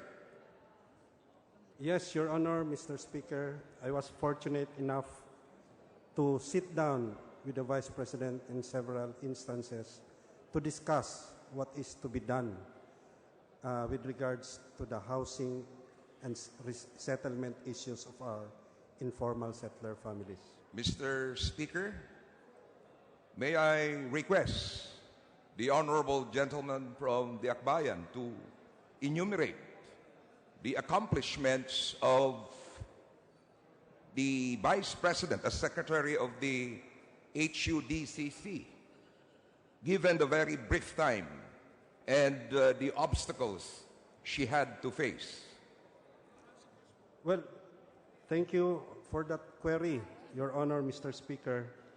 In the brief time that the Vice President sat as a cabinet member, as the chairperson of our Housing and Urban Development Coordinating Council, this is, Mr. Speaker, Your Honor, the lead agency in terms of coordinating the various agencies from Pag-ibig, from HLURB, from the Socialized Housing Finance Corporation, NHA, and other agencies involved in shelter. The Vice President, the first of her policy thrust was that, again, this is a reiteration of her commitment that our informal settler families, the correct term for the word squatters, should be treated humanely. And in so doing, Mr. Speaker, Your Honor, she lobbied, she proposed that from now on, the Duterte government adopts an in-city, near-city resettlement program, meaning that of the 5.2 million informal settler families in many urbanized and highly urbanizing cities should not be kicked out or moved out from within the HUCs, but rather for government to institutionalize a measure that would provide in-city housing for our informal settler families. And Mr. Speaker, Your Honor, VP Lenny adopted what has been discussed as a plan, a comprehensive shelter plan arrived at in a summit in 2014 by DILG, by HUDCC, by the Land Registration Authority, by the Office of the President, in terms of institutionalizing different modes of settlements within cities. And that includes the micro, medium-rise buildings to be constructed within the city and not for our ISFs to be resettled outside the city, far from their livelihood and employment authorities. The other measures, Mr. Speaker, Your Honor, that VP Lenny proposed or pushed forward was the reduction from 39 steps in terms of processing applications for socialized housing. She reduced it to 19 steps. And in so doing, it provided a great relief for our ISFs in terms of them having decent housing for their families. And another innovation that Vice President Lenny Robredo did was to coordinate the various private sector stakeholders in housing. Because, as you know, Mr. Speaker, Your Honor, government alone cannot solve the housing backlog of our country, especially in Metro Manila. So, in so doing, tapping on the corporate social responsibility functions of our big housing developers, of our top 500 corporations, she mobilized the private sector to support the government's housing programs. And lastly, before she was unceremoniously booted out from the cabinet, she was already working on the Yolanda housing program, wherein of the 242,000 dwelling units supposedly needed by the Yolanda victims, only 34,000 has been installed. And it was in the template, in the plan of the Vice President to resolve this backlog together with the National Housing Authority, which retains the funds for housing. It is in NHA that the mandate for the production of these dwelling units are being put. Mr. Speaker, Your Honor. Thank you very much, Mr. Speaker. Thank you very much, Congressman Villarin of Akbayan. Thank you, Mr. Speaker. Majority Leader.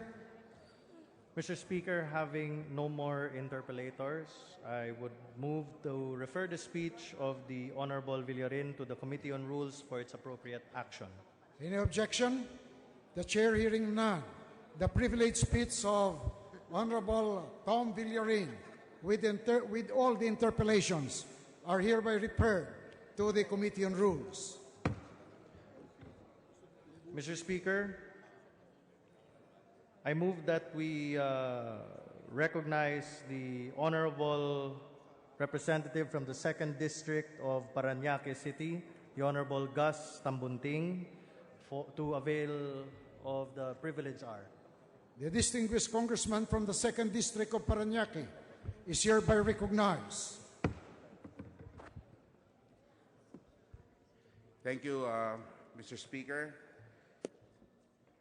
Fellow members of the House, last Sunday, December 4, 2016, the President was reported to have ordered the arrest of a certain Mr. Jack Lam, a Macau-based gaming tycoon, for the crimes of bribery and economic sabotage.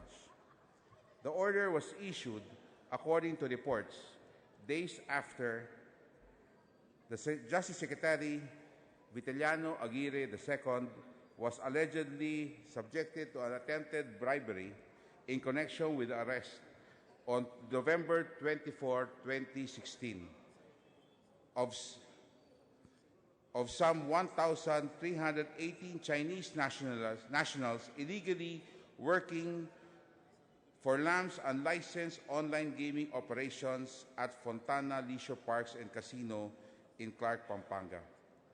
The alleged bribery attempt was reportedly committed on November 26 in a hotel at Bonifacio Global City through retired PNP Chief Wally Sombero.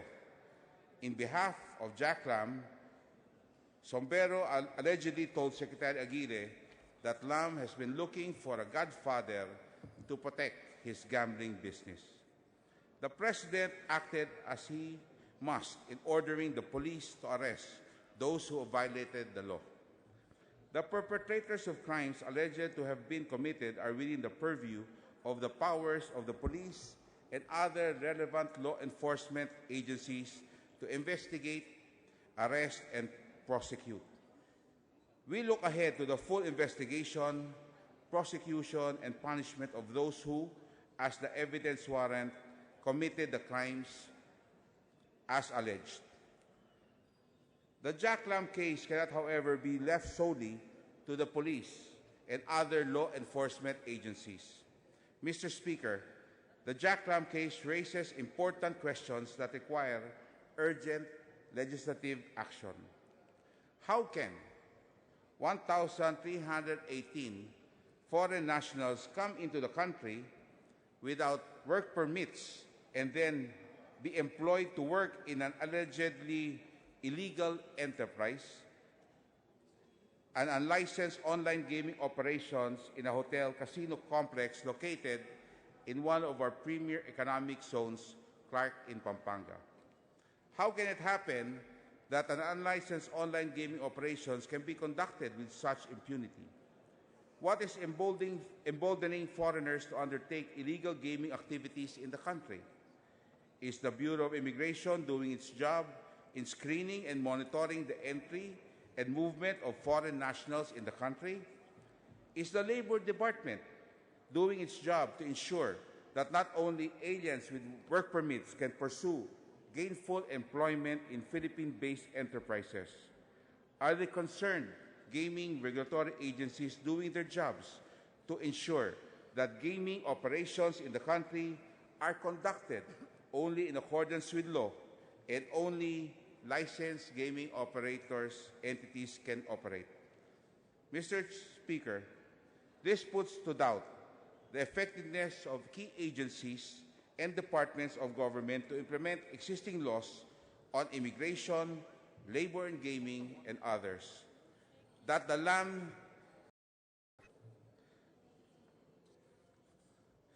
law, Mr. Speaker, is our people's sole protection against criminality. It is also the only bulwark of defense of our country against economic depredation and sabotage. If the law is not implemented as it should, then its norms of conduct are violated at will, not only through sheer incompetence, but through shameless acts of corruption. Government cannot govern, Mr. Speaker. The people's welfare is subverted and laid to waste by a government that fails to protect their interests. In this spirit, in the exercise of the oversight powers of Congress, in the appropriate time and venue, an inquiry should be made in aid of legislation on the allegedly conduct by Mr. Jack Lam of unlicensed on-gaming operations and the entry of 1,318 foreign nationals that illegally work on the said unlicensed gaming operations. And more importantly, we should also study how the government can properly monitor, assess, and tax the online gaming industry. Germane to the said investigation is the inquiry to the alleged bribery attempt and the arrest of foreign nationals working without the necessary permits. Mr. Speaker, I believe it is time to put more teeth in our regulatory laws on gaming. It is also time to make sure that our regulatory agencies do their jobs better in implementing the laws intended to safeguard the public interest and welfare of our people. Thank you, Mr. Speaker. Majority Leader. Mr. Speaker, having no interpellators, I move that we refer the speech of the Honorable Tambunting to the Committee on Rules for its appropriate action. Any objection? The chair hearing none. The privileged speech of the gentleman from the 2nd District of Parañaque, the distinguished Gus Tambunting, is hereby referred to the Committee on Rules. Mr. Speaker, I move that we recognize the Honorable Gentleman from the 2nd District of Pangasinan, the Honorable Leopoldo Batawil, to avail of the remaining time of the privileged hour. The Honorable Leopoldo Batawil of the 2nd District of Pangasinan is hereby recognized. Thank you, Mr. Speaker. Honorable members of this chamber, I rise today on a matter of collective and personal privilege to manifest the gratitude of the Filipino war veterans to the United States Congress in its passage of the bill conferring the U.S. Congressional Gold Medal Award to Filipino veterans of World War II, and to honor the courage and sacrifice of Filipino World War II veterans. Mr. Speaker, on November 30, 2016, the United States House of Representatives approved the Filipino Veterans of World War II Congressional Gold Medal Act. The bill was unanimously passed by the U.S. Senate on July 13, 2016. The Senate version, S-1555, was sponsored by Senators Mazie Hirono, Dean Heller, Harry Reid, Tim Kaine, Brian Siads, and the House version, H.R. 2737, was sponsored by Representatives Tulsi Gabbard, Joseph Heck, Juan Vargas, Mike Thompson, Mark Takay, and Jackie Spear. Both bills were introduced on June 11, 2015. The approved measure, Mr. Speaker, will now be sent to the office of the U.S. President for his signature. In behalf of the war veterans, Mr. Speaker, I sponsored a resolution expressing the profound appreciation of the Philippine House of Representatives and the Filipino World War II veterans for the passage of this measure. Mr. Speaker, this is a very significant day for our World War II veterans who have fought for over 6 decades for the recognition of their wartime services. Mr. Speaker, ladies and gentlemen, allow me to backtrack into history. On July 26, 1941, President Franklin Delano Roosevelt issued an executive order mobilizing the Philippine Commonwealth into the service, the Philippine Commonwealth Army into the service of the armed forces, U.S. Armed Forces in the Second World War. Throughout those dark years, Filipino soldiers fought courageously, side by side with the American servicemen. They were part of the guerrilla resistance movement, and they endured unspeakable horrors and brutal conditions in prison camps and on the war front. Our brave soldiers fought and were promised just compensation.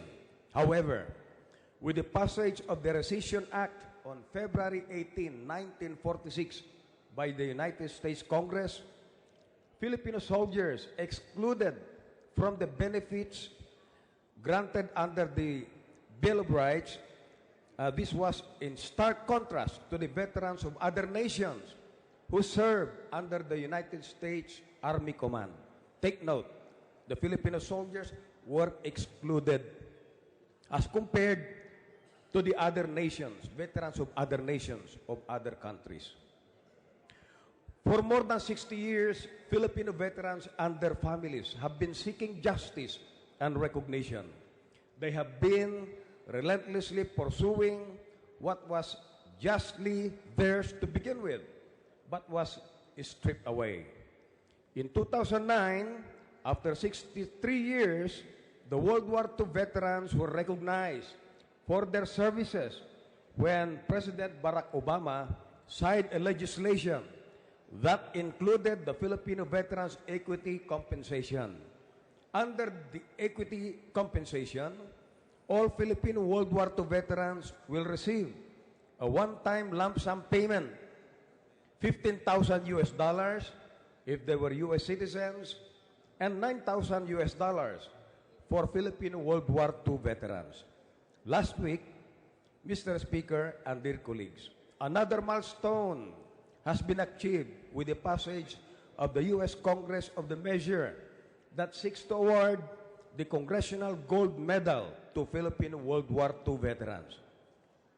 The Filipino Veterans of World War II Congressional Gold Medal Act seeks to collectively award a Congressional Gold Medal, the highest expression of national appreciation for distinguished achievements and contributions in the United States, to 260,000 Filipino veterans in recognition of their dedicated service during World War II. Mr. Speaker, I can't help but recall the days of service of my late uncle, the late 3rd Lieutenant Leopoldo G. Batawil. I was, in fact, named after him. He graduated, they graduated from the Philippine Military Academy in 1943 to be thrown in the battlefields of Bataan. He rendered service for our beloved country. He died in the battlefield of Bataan. His body was never recovered, even up to this day. But I am glad to know that 10 years later, since 1943, when he was commissioned as a 3rd lieutenant, I was named after him in 1953. Mr. Speaker, some of them have already passed on without even receiving the honor of the compensation. It is disheartening to know, Mr. Speaker, that the remaining valiant heroes who risked their lives for liberty and freedom during World War II, only less than 8,000 strong as we speak today, has been living their twilight years despondent and in need in this country which they fought to protect. These senior veterans, Mr. Speaker, managed to get through their day-to-day needs with a meager monthly pension of 5,000 per month and a total administrative disability pension of 1,700 pesos only. The total amount of 6,700 pesos per month is not sufficient, Mr. Speaker, considering the continuing increase in the prices of food, electricity, gas, and other basic commodities, not to mention their medicine and health care needs. Since 1994, Mr. Speaker, when Republic Act 7696 mandated the increase in the monthly pension of senior veterans from 1,000 to 5,000 pesos, funding constraints have hindered the passage of proposed measures that will further increase the old age pension of veterans. Many attempts have been made, but none of the bills got through the halls of Congress.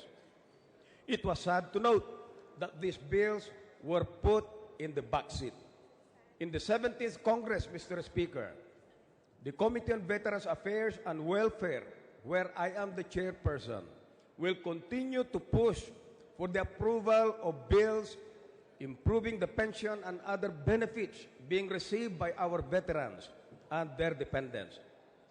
The committee will vigorously defend the increase of the old age pension from the current 5,000 per month to at least 20,000 per month, to increase the increase will enable them to enjoy, at the very least, day-to-day living.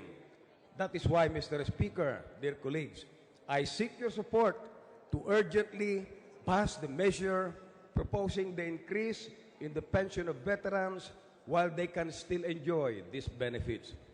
Most, if not all, of our World War II veterans, Mr. Speaker, are nonagenarians, no? 90 years old and above. Some have even surpassed their 100th birthday and are often in need of medical care and hospitalization more than anybody else. However, Mr. Speaker, we only have one Veterans Memorial Medical Center in operation, and this is located in Quezon City.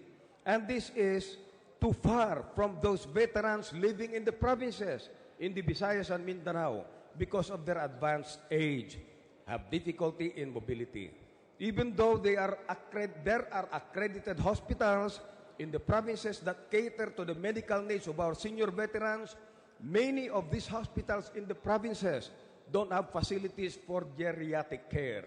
Mr. Speaker and dear colleagues, the need to pass measures seeking to establish veterans hospitals in Visayas and Mindanao are likewise urgent. I hope, Mr. Speaker, that true to the pronouncement of President Duterte and his love for this country, the measures proposing to improve the remaining days of the lives of our senior veterans be finally put first in the agenda, just as these veterans have put this country first before themselves. Recalling to mind of the radio broadcast message aired from the Malinta Tunnel after the fall of Bataan, and I quote, "The flesh must yield at last. Endurance melts away, and the end of the battle must come."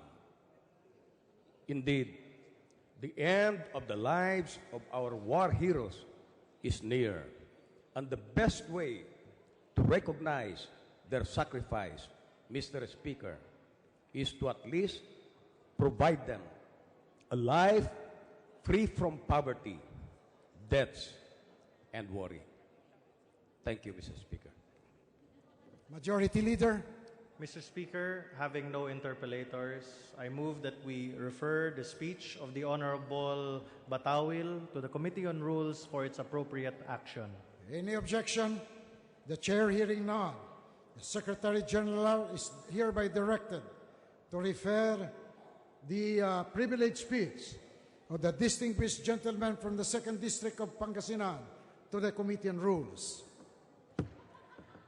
Mr. Speaker, I move that we recognize the distinguished gentleman from party list Anak Pawis, the Honorable Ariel Casilao, to avail of the remaining time of the privilege hour.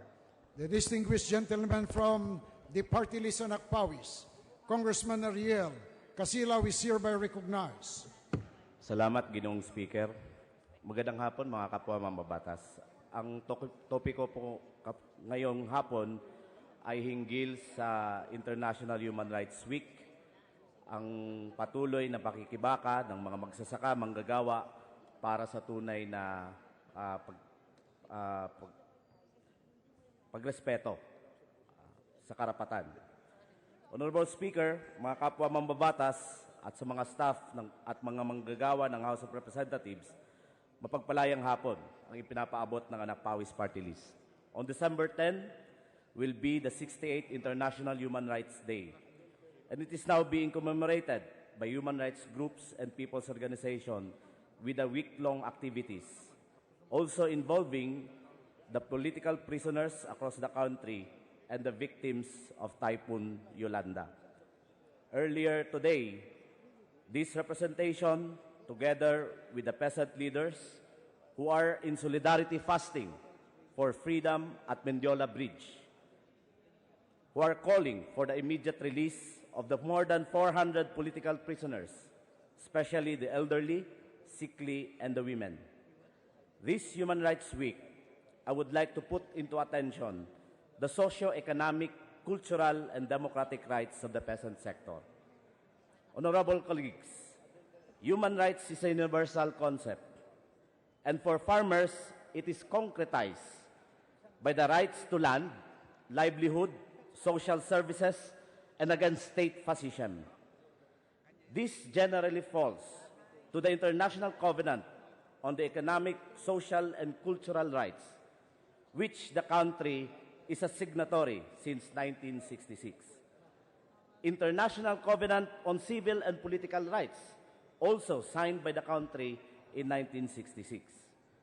Also, as a protection, the Comprehensive Agreement on Respect for Human Rights and International Humanitarian Law, or the CARIL, between the government of the Republic of the Philippines and the National Democratic Front of the Philippines were also signed in 1998. Bago po naupo bilang Pangulo si Pangulong Duterte, ipinangako na po ang resumption ng peace talks sa NDFP at ang release ng lahat ng mga bilanggong politikal. We laud this move from the President. That is why, right now, we are joining the national clamor for freedom of political prisoners and the continuation of the peace talks to the next substantive agenda, the socio-economic reforms. Nitong nakaraang araw lang po, Ginoong Speaker, mga kapwa ko mambabatas, last December 2, this representation together with the Vice Chairperson of the committee, the Special Committee on Peace and Reconciliation, my colleague in the Makabayan Bloc, Congressman Carlos Isagana Zarate, helped in facilitating another round of meeting by the President and representatives of the National Democratic Front of the Philippines in Davao City. Sa loob po ng 3 oras mahigit na pag-uusap ng chairperson ng NDFP Peace Panel na si Ginoong Fidel Agkawili at 2 membro nito, si Ginang Wilma Tiamson at si Ginoong Benito Tiamson, nagkausap at nagkalinawan po sa iba't ibang mga issue. At malinaw, isa sa mahalaga na nais ko pong ibalita at ipaalam sa aking mga kapwa mambabatas, the commitment of the President to release before Christmas 165 political prisoners, 25 of which nasa lamesa na po ni Pangulong Duterte para pirmahan, and he agreed as a result of a conversation, of a peaceful and a very welcoming conversation between the representatives of National Democratic Front, that to consider, the President to consider the release also of the elderly, sickly, political prisoners, which the President agreed. Mr. Speaker, mga kapwa mambabatas, I am certain na you would agree that the ongoing armed conflict between the government forces and the New People's Army, the principal victims are the peasant sector. Worse, there are growing documentation of rights abuses by state forces against helpless farmers. Last September 1, I delivered a speech as marking of the anniversary of martial law. I cited then military abuses committed in July, August, and early September. We demanded a stop to military human rights abuses, but apparently, they simply continued. Mula sa mga datos po ng Karapatan Human Rights Group, umaabot na po sa 94 ang biktima ng pampulitikang pamamaslang. At suspetsa nito allegedly committed by the different government security forces, including CAFGO, SCAA, Investment Defense Force, at ang mga paramilitar na grupo tulad ng Magahat, Bagani at Alamara. Tuloy-tuloy din ang militarisasyon sa iba't ibang regions ng Mindanao. Abra, Masbate, Camarines Sur, Northern Samar, Quezon, Tarlac at iba pang mga probinsya. Ang deployment ng militar ay karaniwang umuokupa sa mga komunidad ng mga magsasaka at katutubo, kung kaya sila ang pangunahing mga nabibiktima ng mga pang-aabusong ito. Ultimo, ang 18 lumad ng paaralan sa Palimbang, Sultan Kudarat ay hindi pinalampas ng militar, kung kaya pati ang mga schooling ng mga kabataang lumad ay apektado. Mr. Speaker, honorable colleagues, it is simply 1+1 that the continued occupation by the military is causing continuing rights abuses against farmers and rural-based sectors. Hence, we are reiterating our call for the immediate pull-out of military forces from their communities. Aside from outright violations to life, persecuted farmers who are asserting the rights to land remain incarcerated in jails as political prisoners. According to Karapatan also, about 80% of the 434 political prisoners in the country are farmers. That included the late Bernabe Ocasla, a 66-year-old farmer who was detained at the Manila City Jail and died of cardiac arrest last week. We from Anak Pawi's party list are actively campaigning for peasant political prisoners such as Dario Tomada, KMP leader for Eastern Visayas Oscar Belleza, and Norberto Murillo, all farmers from Leyte and accused with the mass grave case, similar of the charges against NDFP consultants. We are also urging the immediate release of Alex Arias, detained at Camp Bagong Diwa, Billy Morado at Caloocan City Jail, Felicidad Caparal, Marites Coseñas, and Moreta Alegre, all languishing in Correctional Institute for Women. In relation to this, I urge my fellow colleagues of the House to pay a visit to these peasant political prisoners and personally hear their quandary. I would be delighted to accompany my colleagues. Aside from violations of right to life, liberty, and rights to land, livelihood ng mga magsasaka, ay patuloy na nilalabag. Mula pa noong makalawa hanggang sa kasalukuyan, Mr. Speaker, the farms of Hacienda Luisita farm workers are being destroyed by more than 100 goons of the Coangco Aquino, family led by a certain Buena Timbol from their firm Luisita Estate Management. Armado ng Armalite ang mga goons na ito. Kaninang umaga ay nagpaputok ang mga ito. Moreover, this noon, farmers from Kapas Tarlac are asking for help against the demolition of their crops carried out by the Basis Conversion and Development Authority or BCDA, paving way for Clark Green City project. Also last October, farmers from San Jose del Monte, Bulacan were arrested under the guise of Oplan Tokhang style when they are clearly opposing the displacement and land grabbing of Bangko Sentral ng Pilipinas. There are overwhelming manifestations that the peace we are hoping for the Filipino farmers are still distant. In addition, Mr. Speaker, mga kapwa mambabatas, today we have at the plenary, my office was visited by leaders of People's Surge or the victims of Typhoon Yolanda who are still seeking support from the government. Honorable colleagues, they are still seeking support as the Aquino administration obviously neglected their needs for an authentic rehabilitation of their communities and livelihood, particularly for Eastern Visayas. After being damaged by Typhoon Yolanda in November 2013, they were ravaged by Typhoon Glenda on July 2014, Ruby and Senyang on December 2014. The farmers of Eastern Visayas are appealing for urgent support as their main sources of livelihood, such as coconut, were totally destroyed by the consecutive natural calamities. We all know that the coconut needs to grow for 3 to 7 years before it could be cultivated. The right to an adequate standard of living of Yolanda victims, particularly the rights to food, water, and adequate housing, is continuously being violated. With no source of livelihood from their agricultural production, they have no source of food. With being barred from returning to their communities labeled as no-build, no-dwell zone, they are forcibly relocated to areas where no sources of livelihood.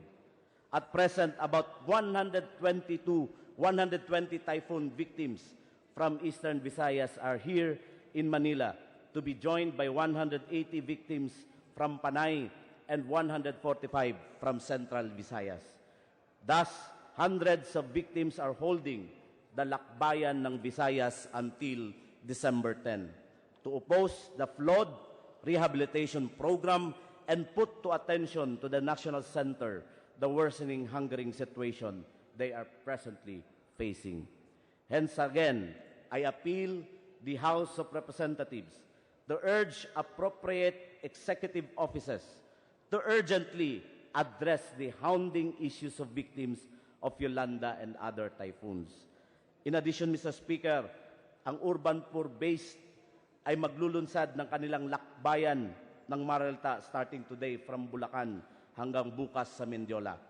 Ang main demands nila ay ang pagtigil sa mga violent demolitions ng kanilang mga communities, ang improvement sa mga relocation sites na walang mga utilities at sira-sira, mga rights abuses sa mga urban poor activists. Fundamental din ang panawagan ng mga urban poor sa ilalim ng kadamay na gawing service-oriented ang relocation from its profit-oriented framework na naka-under sa iba't ibang mga PPP schemes.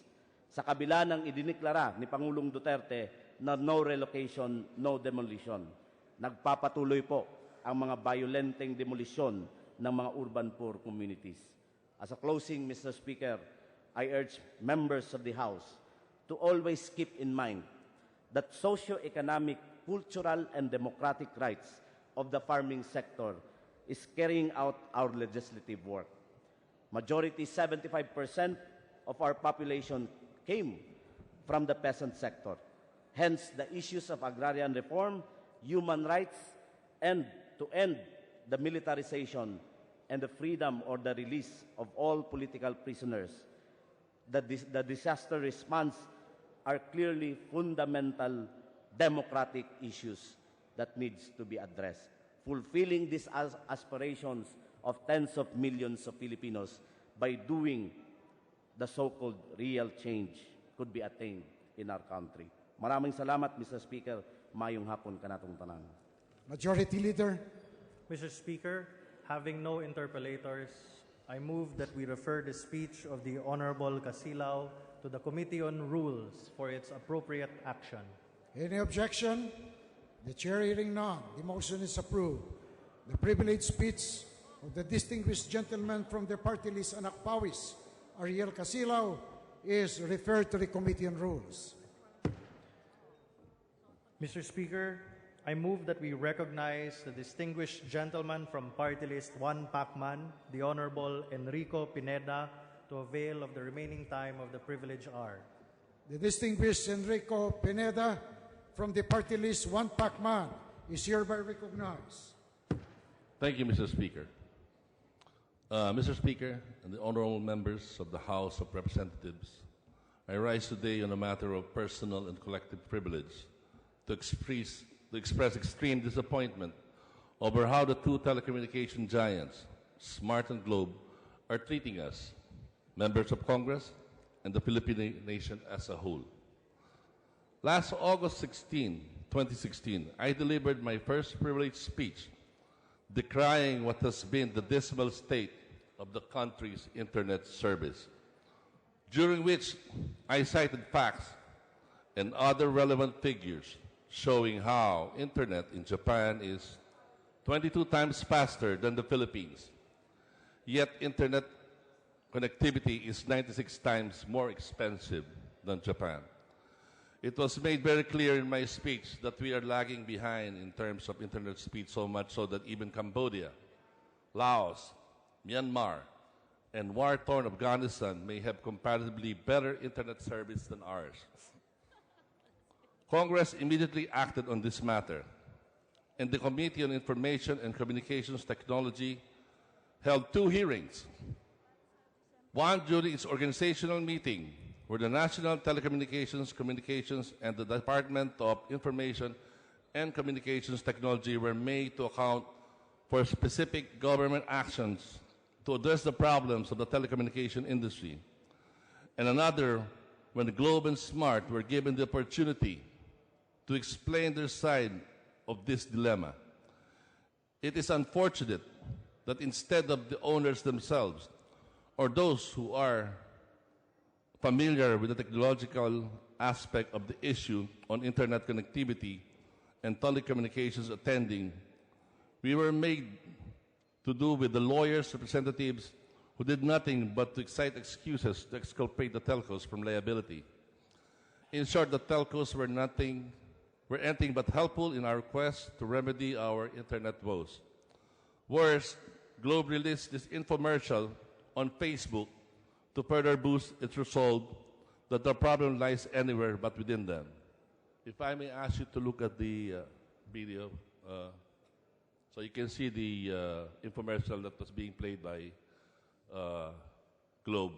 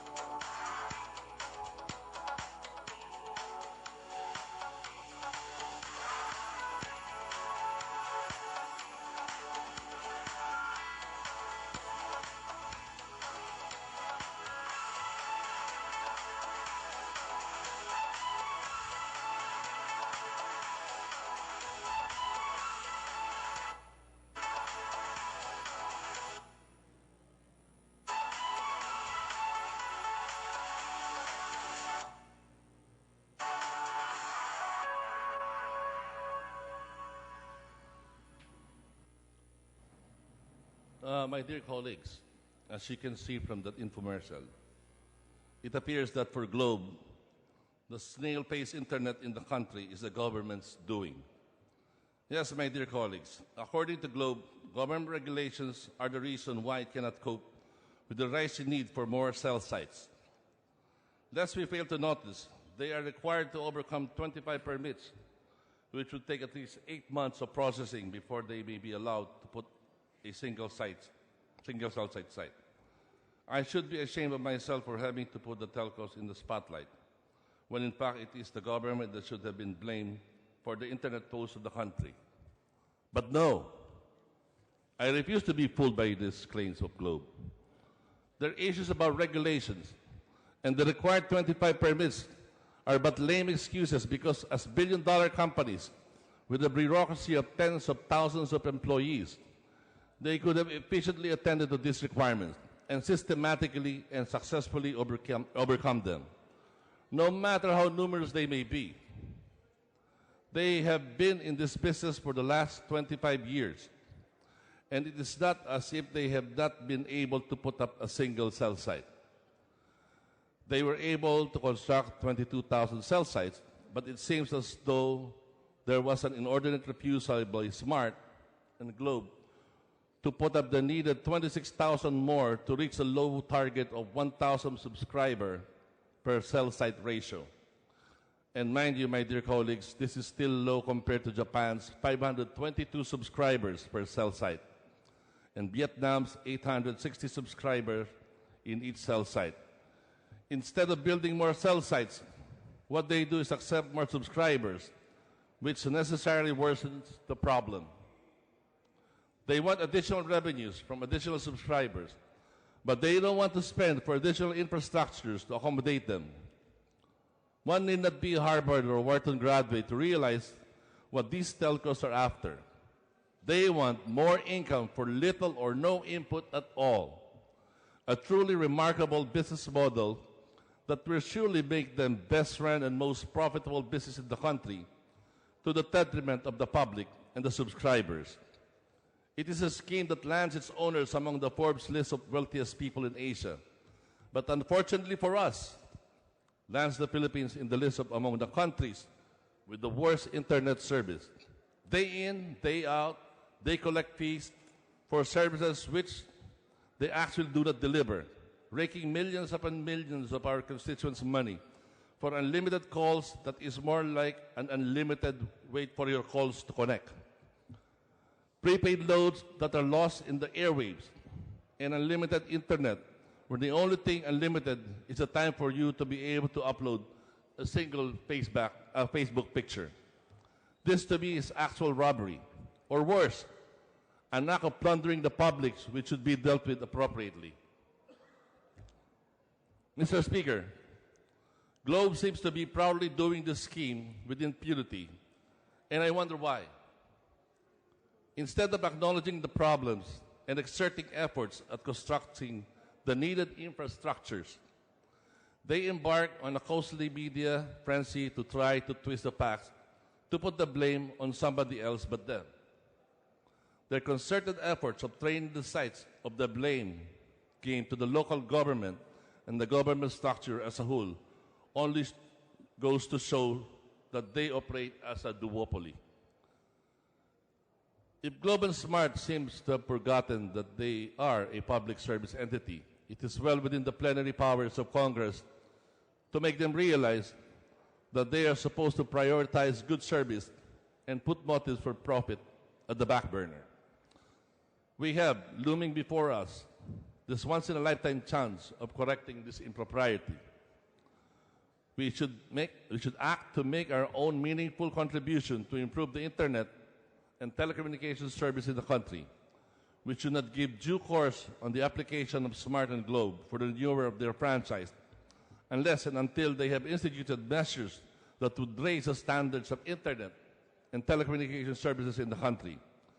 When no calls are dropped anymore, internet is as fast or even faster than our ASEAN neighbors, and prepaid loads are not robbed in the airwaves. We should not allow them to negotiate their way around for their legislative franchises. If they will not make good and improve on their services, let us be careful in our dealings with them so we may not fall prey or be as sick as they are with their propensity to greed and money. Let us help the Philippine Competition Commission perform well on its mandates as guardians against monopolistic business machinations. Let us hear well why it is detrimental to the consuming public that all available frequencies for public telephony is effectively controlled by a duopoly. We should be watchful of the developments in the telecommunications industries and not let it be controlled by a few whose seeming desire is to milk profits from these critical industries in perpetuity. Let us open the doors for new players in the telecommunication industry, one which will foster real and healthy competition that will translate to better service. I call on vigilance amongst us, representatives of our people, that we not let Globe and Smart go about their business without careful and diligent scrutiny. I know all of us will heed this call. I believe in the Congress, and I believe that this is a Congress for the people, a Congress that puts forth the welfare of its people above all. Thank you. Thank you very much. Majority Leader. Mr. Speaker, I move that we recognize the distinguished gentleman. Speaker.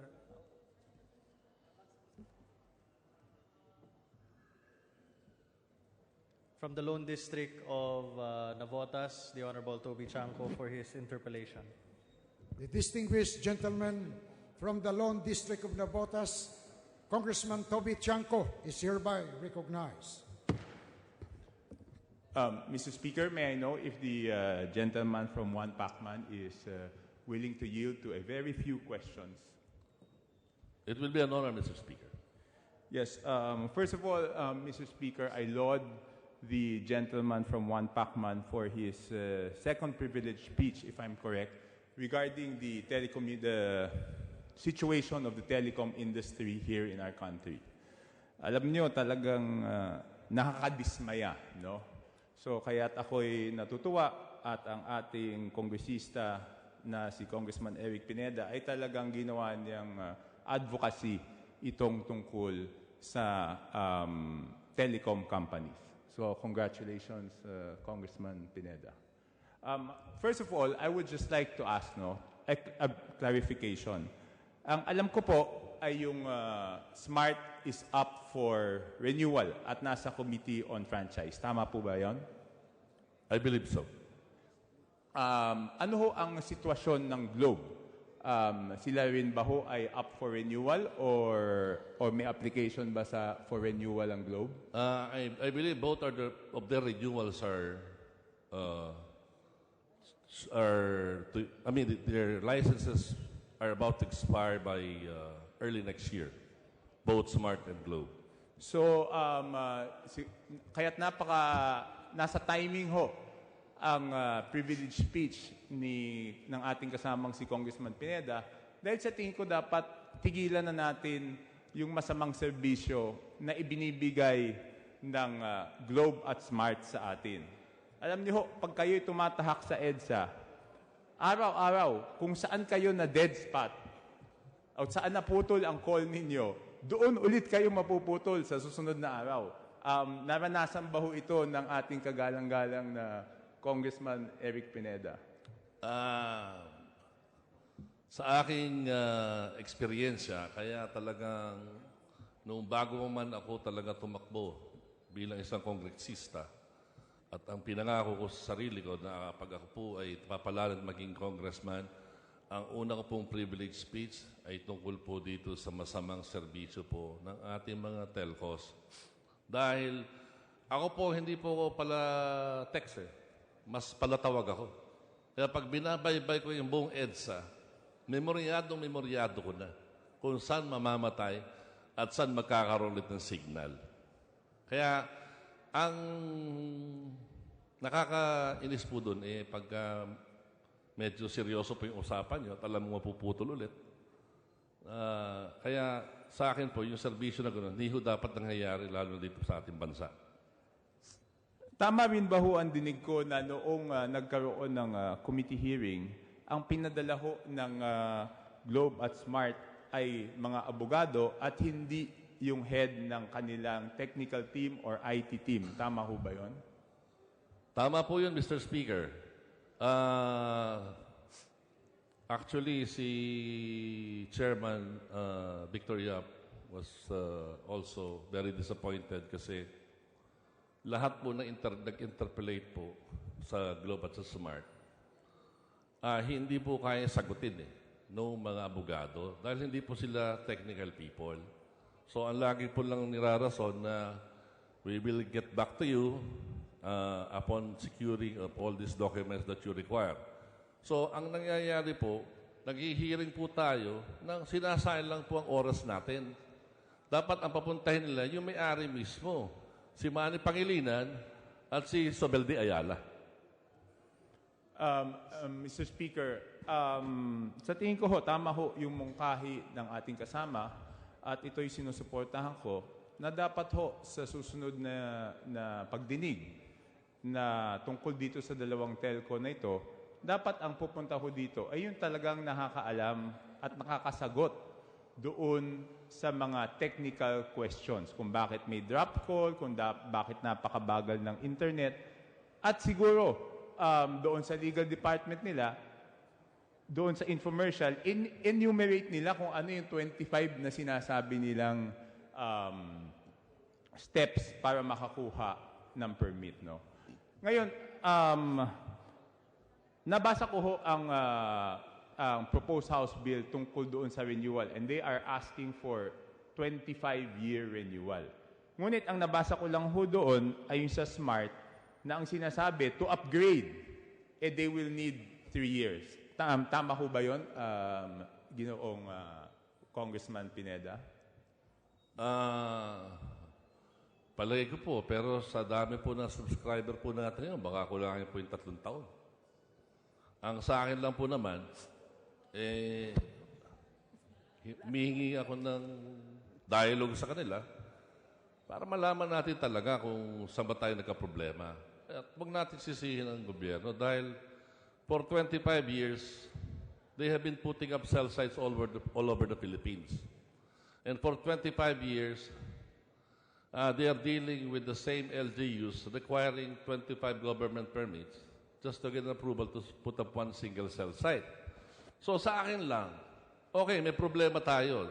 It can be addressed, di ba? We can fast track it. Talaga bang gusto lang magserbisyo sa taong bayan, they can always come to us and say, Boss, can we fast track the issuance of permit to put up a cell site? Kasi masyado matagal eh. And I'm sure we will help them kasi talagang ang telecommunication is the third utility already. And talagang kailangan po natin na talagang magandang serbisyo dyan. Pero sa nakikita ko, ang intention nila talaga is more to make profit than anything else. Dahil kung talagang gusto nila magserbisyo sa atin, noon pa man, they could have taken this problem to our attention and we'd have done something about it immediately. Not during the time that they are renewing their permit at ang sasabihin nila sa atin, ang problema, kaya mabagal ang internet natin, dahil ang dami namin nabibinbin na application for installation of new cell sites. Yun naman ang hinihingi namin sa kanila kung ilan yung nabibinbin na request sila na hanggang ngayon ay hindi pa nila sinasagot sa amin. So, marami silang pagkukulang eh. Marami silang ginagawa dyan na puro pagtatakip, but they never address the situation properly, especially to our concerns na talagang show us that you have all these pending applications. But what I can see is that sa CAPEX sila, they're spending more for advertising eh. They're advertising to entice more people to subscribe to their only whatever, di ba? Pero wala akong nakikita in terms of them coming to us and telling us, Boss, we have 8,000, 10,000, whatever permits that are languishing to install new cell site. Pwede ba yung tulungan po kami? Wala pong ganun eh. Ang nakikita lang po lagi natin, lahat ng mga commercial nila sa TV, sa radio, sa print, kung paano lang mag-entice sa mga subscriber, na alam naman po natin, as they say, we are already oversubscribed. More than 2,000 subscriber per cell site compared to Japan with only 562. Huling katanungan ho, Mr. Speaker. No? Sa tingin ko ho ay yung mungkahi nilang franchise for 25 years ay napakatagal. Dahil kung bibigyan ho sila natin ng prangkisa for 25 years at hindi ho sila mag-upgrade, nakatali na ho tayo.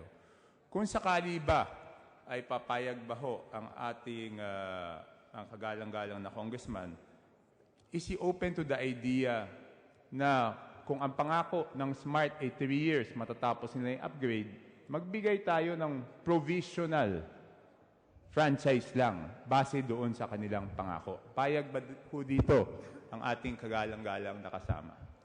Sa aking pananaw, napakaganda po doon, Mr. Speaker. Dahil it will put the pressure on them to really fast-track their upgrading of their facility. Kesa yung bibigyan na naman natin sila ng prangkisa for 25 years, makakalimutan na tayo niyan. Hindi na tayo papansin. But let me remind them that we own the franchise. The government owns the franchise. Diba? We're just giving it to them. You know? So we can always, take it back if they are not performing to the standards that we require them to and the standards that the consumers are looking for. So sa akin lang, Mr. Speaker, if we can do that, come up with a provisionary approval of their franchise, so be it, for as long as they can fast-track the improvement of their facilities.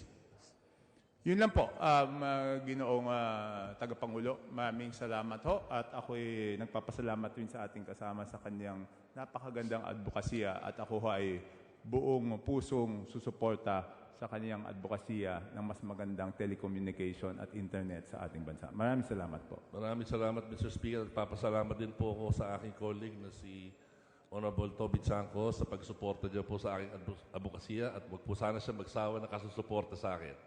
Salamat po. Majority Leader. Mr. Speaker, I move that we recognize the gentleman from Party List Akbayan, the Honorable Tom Villarin, for his interpellation. Any objection? The chair hearing none. The distinguished gentleman from the Party List Akbayan, Tom Villarin, is hereby recognized. Thank you, Mr. Speaker. Thank you, Majority Floor Leader. Would the good gentleman from One Pacman, a good friend, Kong Eric, yield to some interpellation? It will be an honor, Mr. Speaker. Well, Mr. Speaker, Your Honor, is the good gentleman aware of Section 19, Article 12 of our Constitution, in which it states that it is the mandate of the state to regulate or prohibit monopolies, especially when public interest so requires? Will this provision apply to Globe and to Smart, which are now applying for a renewal of their franchise? I believe so, because they're not acting as a monopoly but a duopoly. But, I'm sure that they are both in connivance, and they're trying to do so to control the market. Instead of competing with one another, they are actually working hand in hand so that, they can control the rates, they can control the profits and the subscribers. So sa akin po, dapat talaga dumaan sila sa masusing pagpuna. And that's why we have the Philippine Competition Commission that I support, diba? Para talagang busisiin itong duopoly po na ito. Thank you, Your Honor. And also, I do support your advocacy, especially now that we have the Philippine Competition Act that was passed last July of 2015. And I think right now, Mr. Speaker, Your Honor, what has been challenged by this duopoly, as what you mentioned, Your Honor, is that the power of review by the Philippine Competition Commission is now being subject to a legal question being put forward by Globe and Telecom. And do you think, Your Honor, that indeed the PCC has that mandate to review whatever schemes or whatever industry practices made by these companies, and is it also incumbent upon PCC to conduct that review? Mr. Speaker, I believe so, because that is the mandates of the PCC. They are the guardians against monopolistic business machinations. And sa akin lang po, if there is a need for us to strengthen them, let's do so that, they can really guard against, enterprises like this that are already monopolizing the business. So with, Mr. Speaker, Your Honor, with just more than a year of its enactment and PCC now being questioned or being challenged over its mandate, do you think that it is also incumbent upon Congress to provide oversight and to look into and review whether the actuations of both Globe and Smart would fall under that issue of Congress' power of oversight? And I'm stating, Your Honor, that perhaps Congress can review and look over these powers so that it would be very clear that indeed when we enacted the PCC in 2015, those powers given to PCC should be broad enough to cover all monopolistic or duopolistic acts. So do you think that we need to look at and review the PCC Act? Mr. Speaker, I support the call of the honorable gentleman from Akbayan that we should look into the mandate of the PCC, and if there's a need for Congress to enact to strengthen them, I think that's the best way that we can also help protect the rights of the consumers from these monopolistic businesses. Thank you, Your Honor, Mr. Speaker. For the information of Kong Pineda, this representation has filed House Bill 93, directing the Committee on Trade and Industry to look precisely on the issue of these duopolistic tendencies. And in so doing, perhaps reiterate that, again, the PCC has that broad enough powers to restrain this unfair competition and provide the services needed for Filipinos. So would you support such oversight functions for the Committee of the Trade and Industry, the House Committee on Trade and Industry, to look into the specific act between Smart and Globe to merge and control the franchise given previously to Liberty Holdings? Yes, I do support your call for an oversight committee, especially to look into that deal, which for me is anomalous, the selling of the third telephony to Globe and Smart, so that they would still be controlling the whole market instead of another player who can be considered as their competitor. So I support the bill that you have filed, and I support your call for an oversight so that we can really determine the mandate of the PCC, and if there's a need for us to strengthen them, and likewise to look into the recent transaction between Globe and Smart and the Liberty Telco. Thank you for the support, Your Honor, Mr. Speaker. And I do believe, Mr. Speaker, Your Honor, that Globe and Smart has been hiding behind the legal mantle by invoking its recourse to the courts. So now, I think, because these issues being raised, particularly the powers of PCC, powers of automatic review is being questioned, I think it is also incumbent upon us, both having the plenary powers and our oversight, to call upon these duopolies, Smart and Globe, to really look at what are their intentions and their motivations. Thank you, Your Honor. Thank you, Mr. Speaker. Majority Leader. Mr. Speaker, having no more interpellators, I would like to move refer the speech of the Honorable Pineda to the Committee on Rules for its appropriate action. Any objection? The Chair, hearing none, the Secretary General is hereby directed to refer the speech of the distinguished gentleman from the party list One Pacman to the Committee on Rules for appropriate action. Mr. Speaker, I move that we terminate the privilege hour. Any objection? There being none, the period of privilege hour is terminated. Mr. Speaker, I move for the consideration on third reading of House Bill number 937, printed copies of which were distributed to the members on 29 November 2016 pursuant to the rules of the House.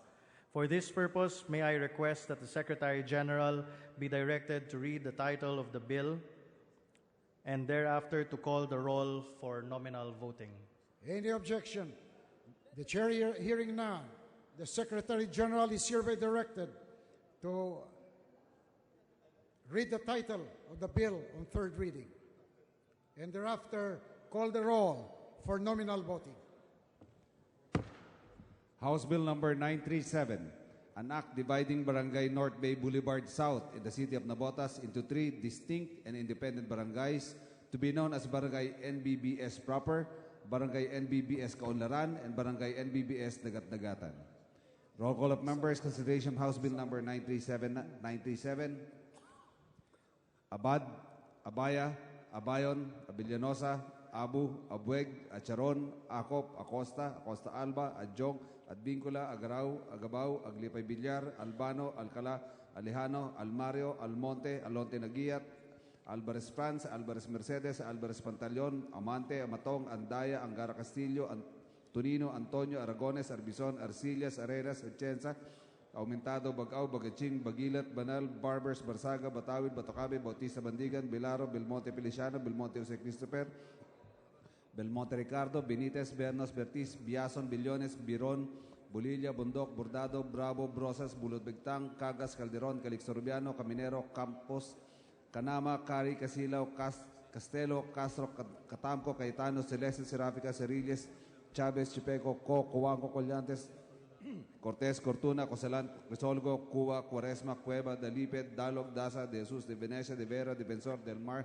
de Rosario, de Los Montalia, de Maporo, de Wabit, Durano, Di, Ilago, Enverga, Erice, Eriguel, Ermita Buhain, Escudero, Espina, Espino, Estrella, Eusebio, Evardone, Fariñas, Fernando, Ferrer, Ferriol, Flores, Florendo, Flores, Portuno, Pantebella, Garbin, Garcia, Garcia Albano, Garin, Gasataya, Cachalyan, Heron, Gómez, Gonzaga, González, Goriseta, Gullas, Hernández, Herrera D, Hofer, Halosos, Xavier, Conjun, Labad-Labad, Lacson, Lagman, Lanete, Laugan, Lasatin, Liachon, Lilim, Kaichong, Lobrigat, Lopez, Loyola, Macapagalaroyo, Maceda, Madrona, Malapitan, Manalo, Mangawang, Mododato, Marcoleta, Marcos, Mariño, Marquez, Martinez, Martugas, Meliana, Mending, Mendoza, Mercado, Mirasol, Montoro, Nava, Nieto, Noel, Nograles, Nolasco, Núñez, Maleñaon, Waminal, Ocampo, Olivares, Ong, Ortega, Pacquiao, Paduano, Palma, Pancho, Panganiban, Panotes, Papandayan, Pichay, Pimentel, Pineda, Plaza, Primicia Sagabas, Kimbo, Radasa, Ramiresato, Ramos, Relampagos, Revilla, Rawapuno, Robes, Rocamora, Rodriguez, Romero, Romualdez, Romualdo, Roque, Sakdalan, Sagarbaria, Sahali, Salceda, Salimbangon, Salo, Salón, Sambar, Sandoval, Santos Rectos, Sarmiento, Savillanos, Semas, Xiao, Silverio, Simpson, Swansing, Suarez, Alvarado, Tambunting, Tan, Tejada, Teves, Chanco, Ting, Tiño, Talentino, Treñas, Tugna, Tupas, Turabi, Nataman, Ti, Umali, Unabia, Ungab, Unico, Uybareta, Vargas, Alfonso, Velarde, Velasco, Catera, Veloso, Vergara, Villaperte, Villanueva, Villarasa, Suarez, Villarica, Villarin, Biulago, Yap, Yu, Zamora, Zarate, Subiri.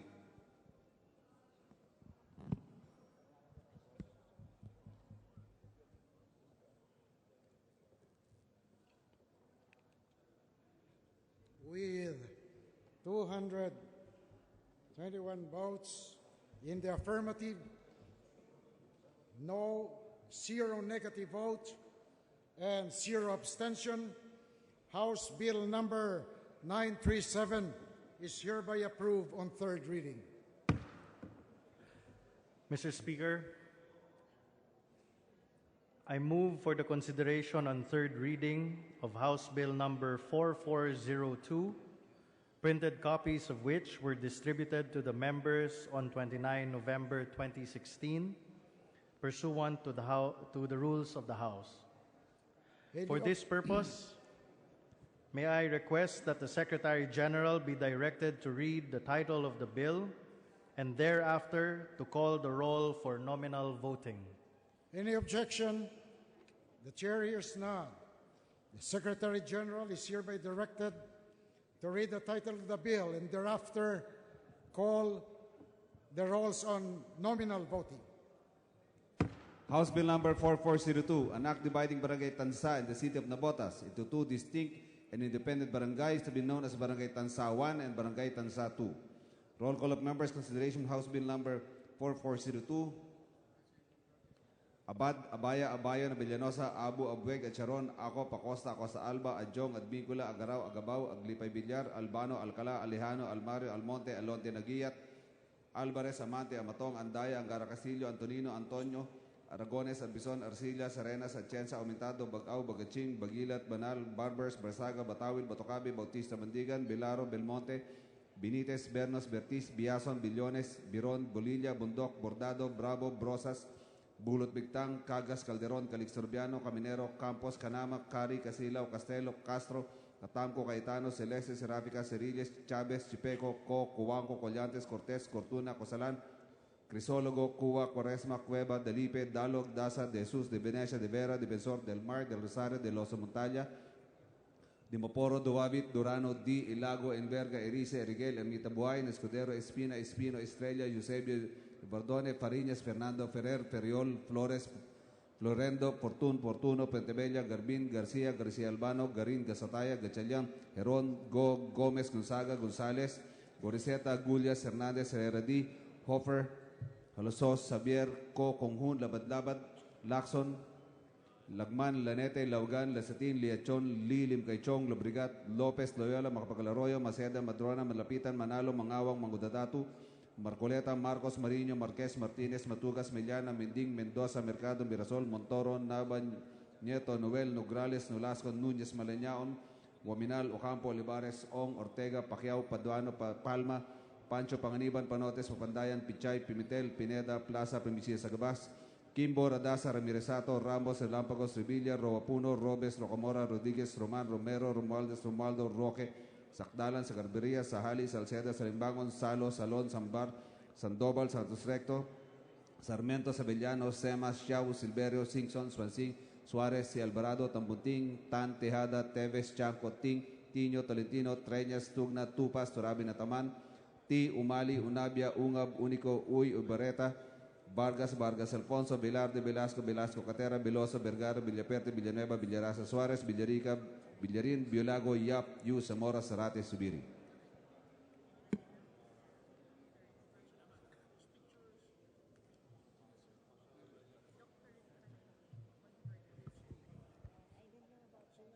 With 221 votes, 0 negative vote, and 0 abstention, House Bill number 4402 is approved on third reading.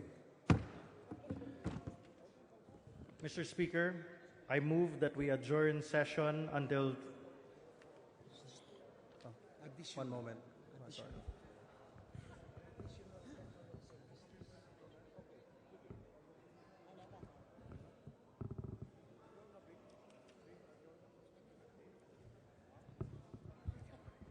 Mr. Speaker, I move for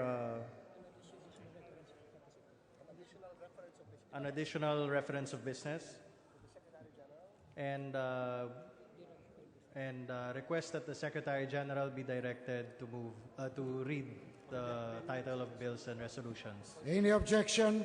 The Chair, hearing none, the Secretary General is hereby directed to read the title of the bill for referral to the appropriate committee for appropriate action. Additional reference of business committee reports, report number 32 on House Bill number 4597. Committee on Rules. Report number 33 on House Bill number 4598. To the Committee on Rules. Report number 34 on House Bill number 4599. To the Committee on Rules. Report number 35 on House Bill number 4144. To the Committee on Rules. Mr. Speaker, I move for the change of referral of the following measures. House Resolution number 565 from the Committee on Good Government and Public Accountability to the Committees on Good Government and Public Accountability and Energy. Any objection? There being none, the motion is approved. I move for the change of referral of House Resolution number 566 from the Committee on Energy to the Committees on Good Government and Public Accountability and Energy. Any objection? The Chair hearing none, the motion is approved. Mr. Speaker, I move that copies of the bills approved on third reading be immediately transmitted to the Senate for appropriate action. Any objection? The chair hearing none, the motion is approved. The Secretary General is hereby directed to refer to the Senate at the soonest possible time the subject bills approved on third reading. Mr. Speaker, I move that we adjourn session until tomorrow, 6 December 2016 at 4 o'clock in the afternoon. Any objection? The chair hearing none, the motion is approved. The session is adjourned to resume tomorrow, December 6, 2016 at 4 o'clock in the afternoon.